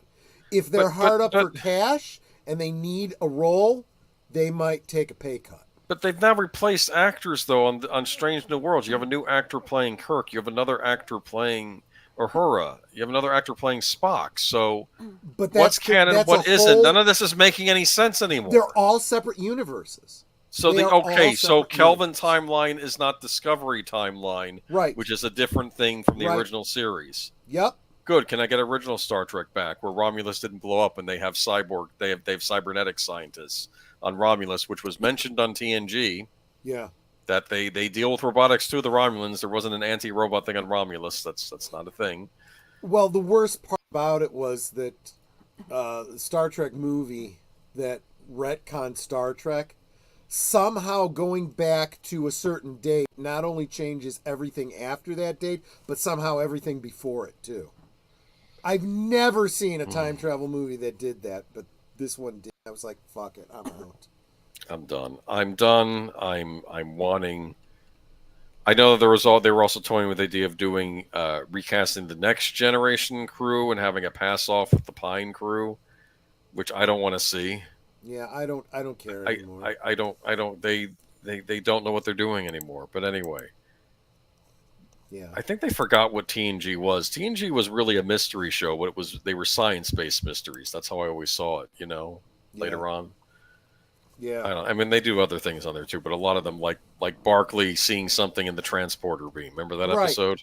Exactly. I liked because he had transporter phobia. That was a lot of fun. Well, and he was having this weird hallucination dream type thing. Yes, where he was learning things about the history of transporters, only to come to find out that was all a dream in his head. It wasn't real. It wasn't real. Yeah. It's like, wow, that's some really trippy stuff. There was some great storylines in. There were a lot, especially toward those later later seasons. Yeah. Remember the one where Data was having the nightmare about the cellular peptide cake, and right, and he's cutting. Deanna Troy, Counselor Troy, into pieces, and like Worf's eating the piece of her cake, and it's like it's this weird dream, and of course dreams have meanings. And he's sitting in with Sigmund Freud, and he's trying to analyze his dream, and then Sigmund Freud says, "Tell me about your mother." In the holodeck, and he's like, "This isn't working." Which that's a great as an audience, you're thinking this through, and you're like, Data, that should tell you something, right? Because there had been the story with his, in quotes, mother, who turned out to have been another Soong-type android.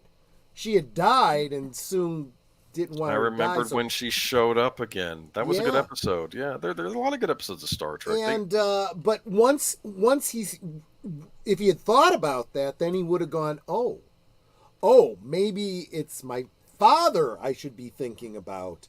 And why am I having these dreams? Because maybe Soong put them here for a reason, And isn't that how it ended up being? Like he talked to a hologram of his father, accessing, something in one of his memory chips or something. And it was like, yeah, I gave you the ability to dream, and so that you could, experience things the way humans do. And, well, why is this isn't this happening? He goes, well, that I can't help you with, But that's when he starts realizing something's being triggered, and from an outside source. That's great storytelling. That is brilliant stuff. But it was interesting that Data dreamed, though, that he had that in his programming. But if you think about it, even animals dream, so it makes sense that a robot would too, right? If he's well, see, an android, not a robot. Here's the question: is he dreaming because he's sentient, or did Soong give him dreams as part of the formula that makes him sentient? Okay. And you can't even get an answer to that, because it's like, well, all we know is what is. We don't know what might have been. That's the problem, right?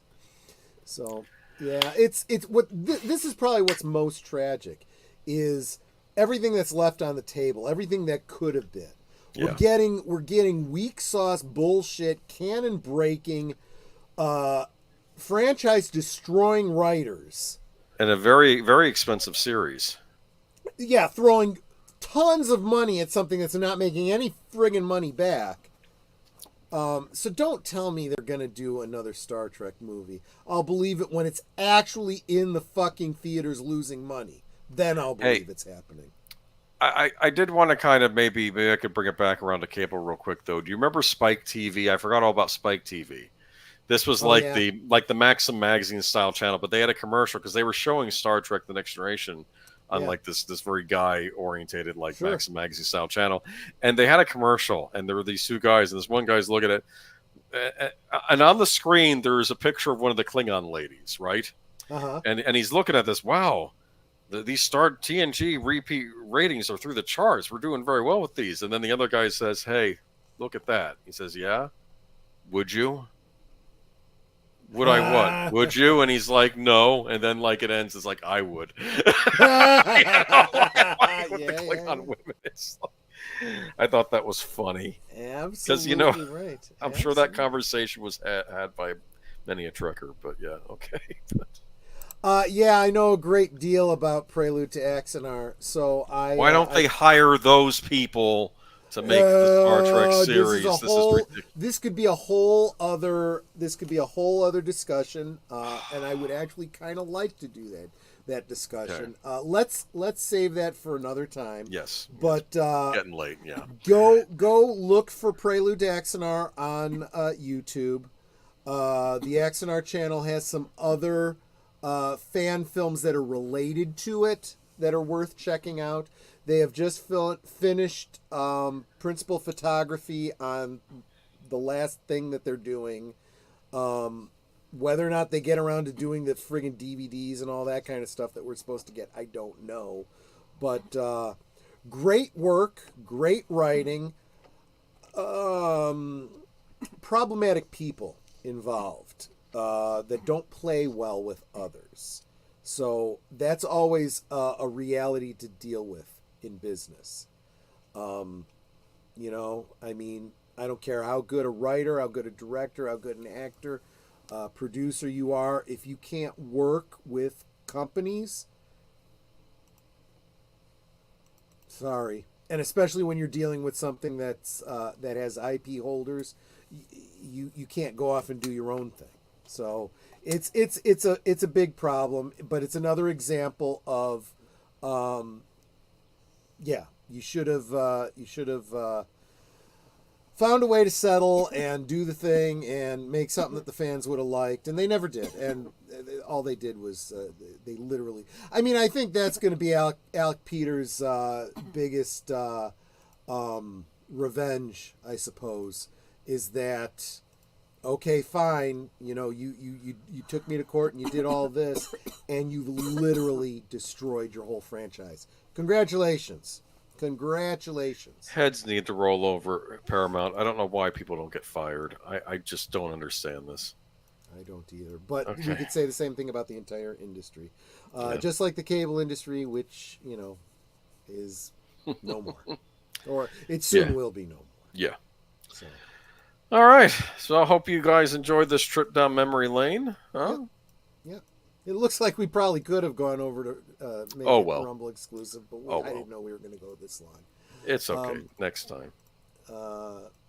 Yeah.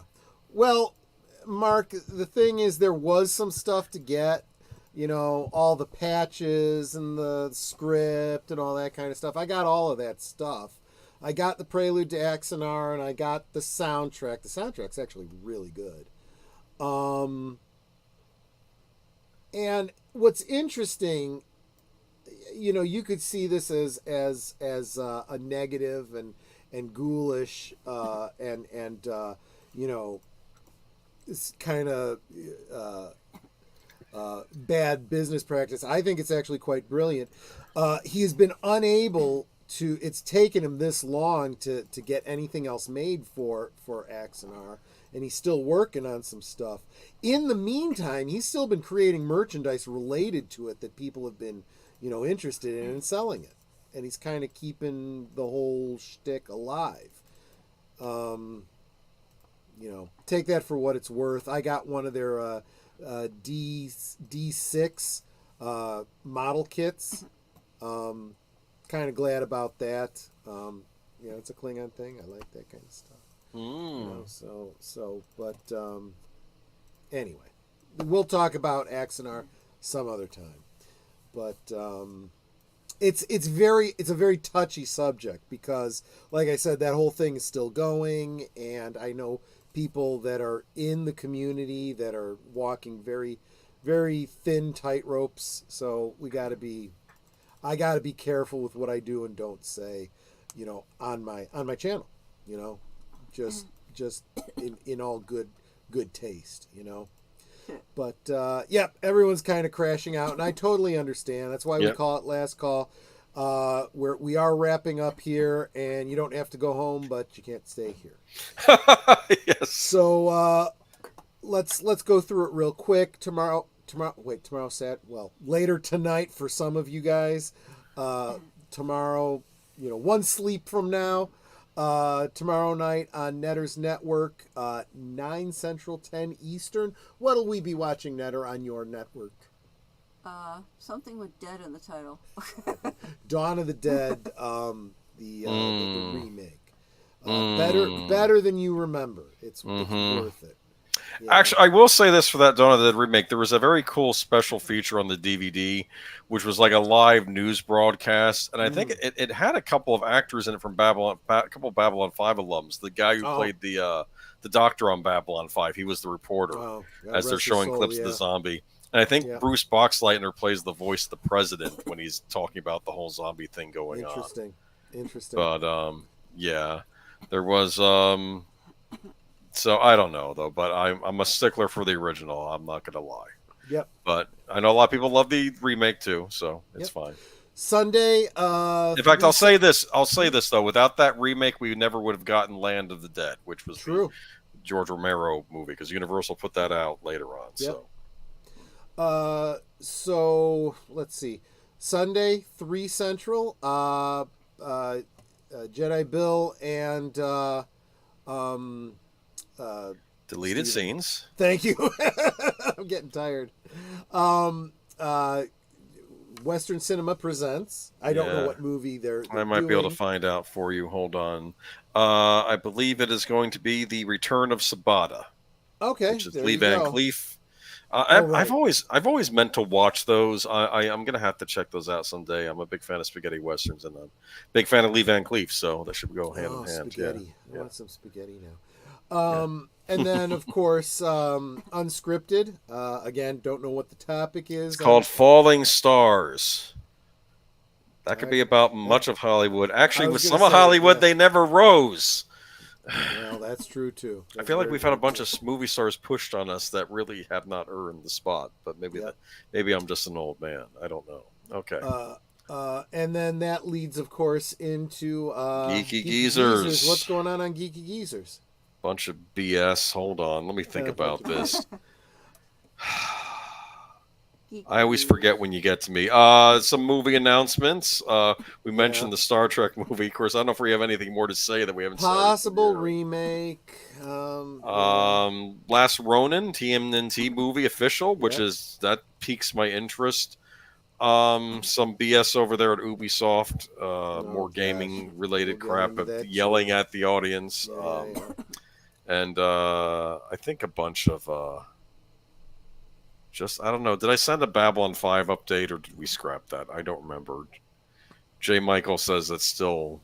I think he gave an update on that, but I don't know if that was. I don't know. We'll have to. We might have scrapped it. I don't know. There'll be good stuff. We got remakes. We got reboots. That's what Hollywood is these days. So we'll talk about that on Sunday. And of course, we end our weekend with The Other Side of Midnight, deleted scenes, 11:30, or excuse me. Slightly after 11 here in Central, slightly after midnight East Coast on Deleted Scenes channel. Monday night at the movies. Haven't decided what we're going to watch yet. But after what we were talking about tonight, I don't know. Got a couple thoughts.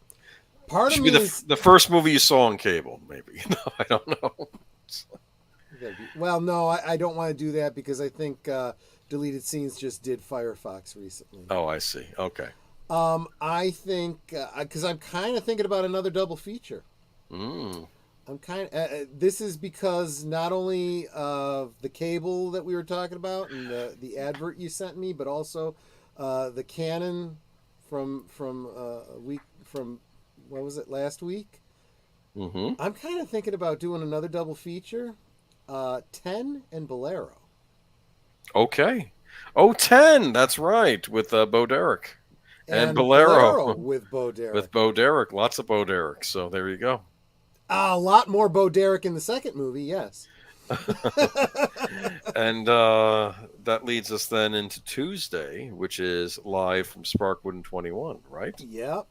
We are in the last third of season 2, so we are going to be gearing up to the big finale. So yeah, definitely want to join us if you can.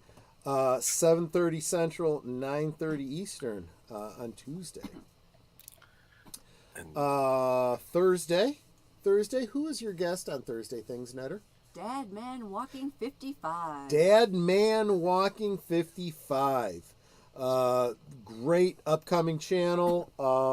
I've caught some of his videos.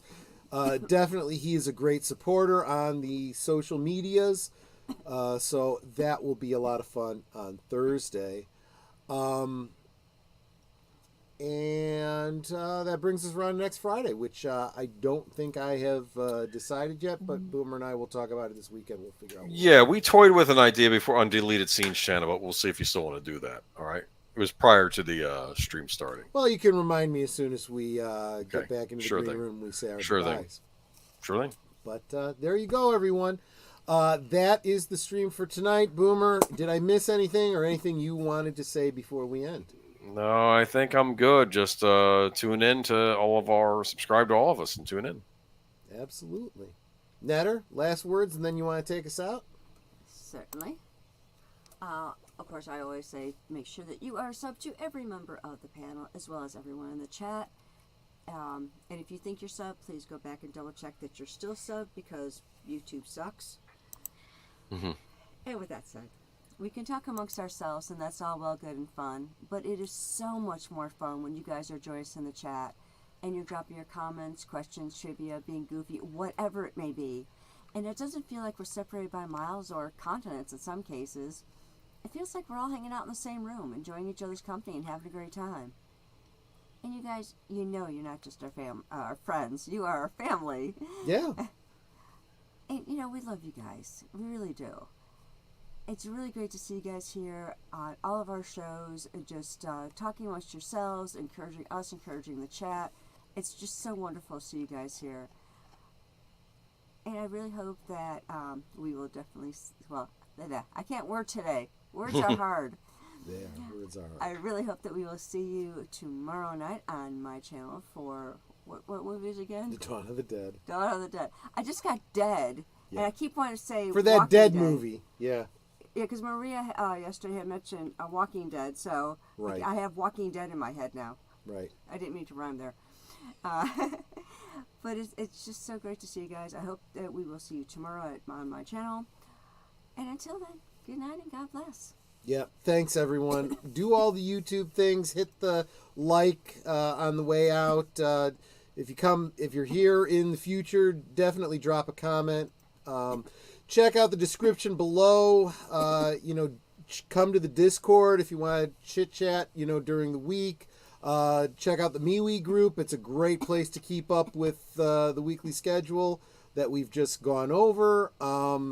And there's other memes and stuff that I share over there. And a couple other MeWe groups, stuff that I'm tinkering with, that I'm doing videos about. Yeah.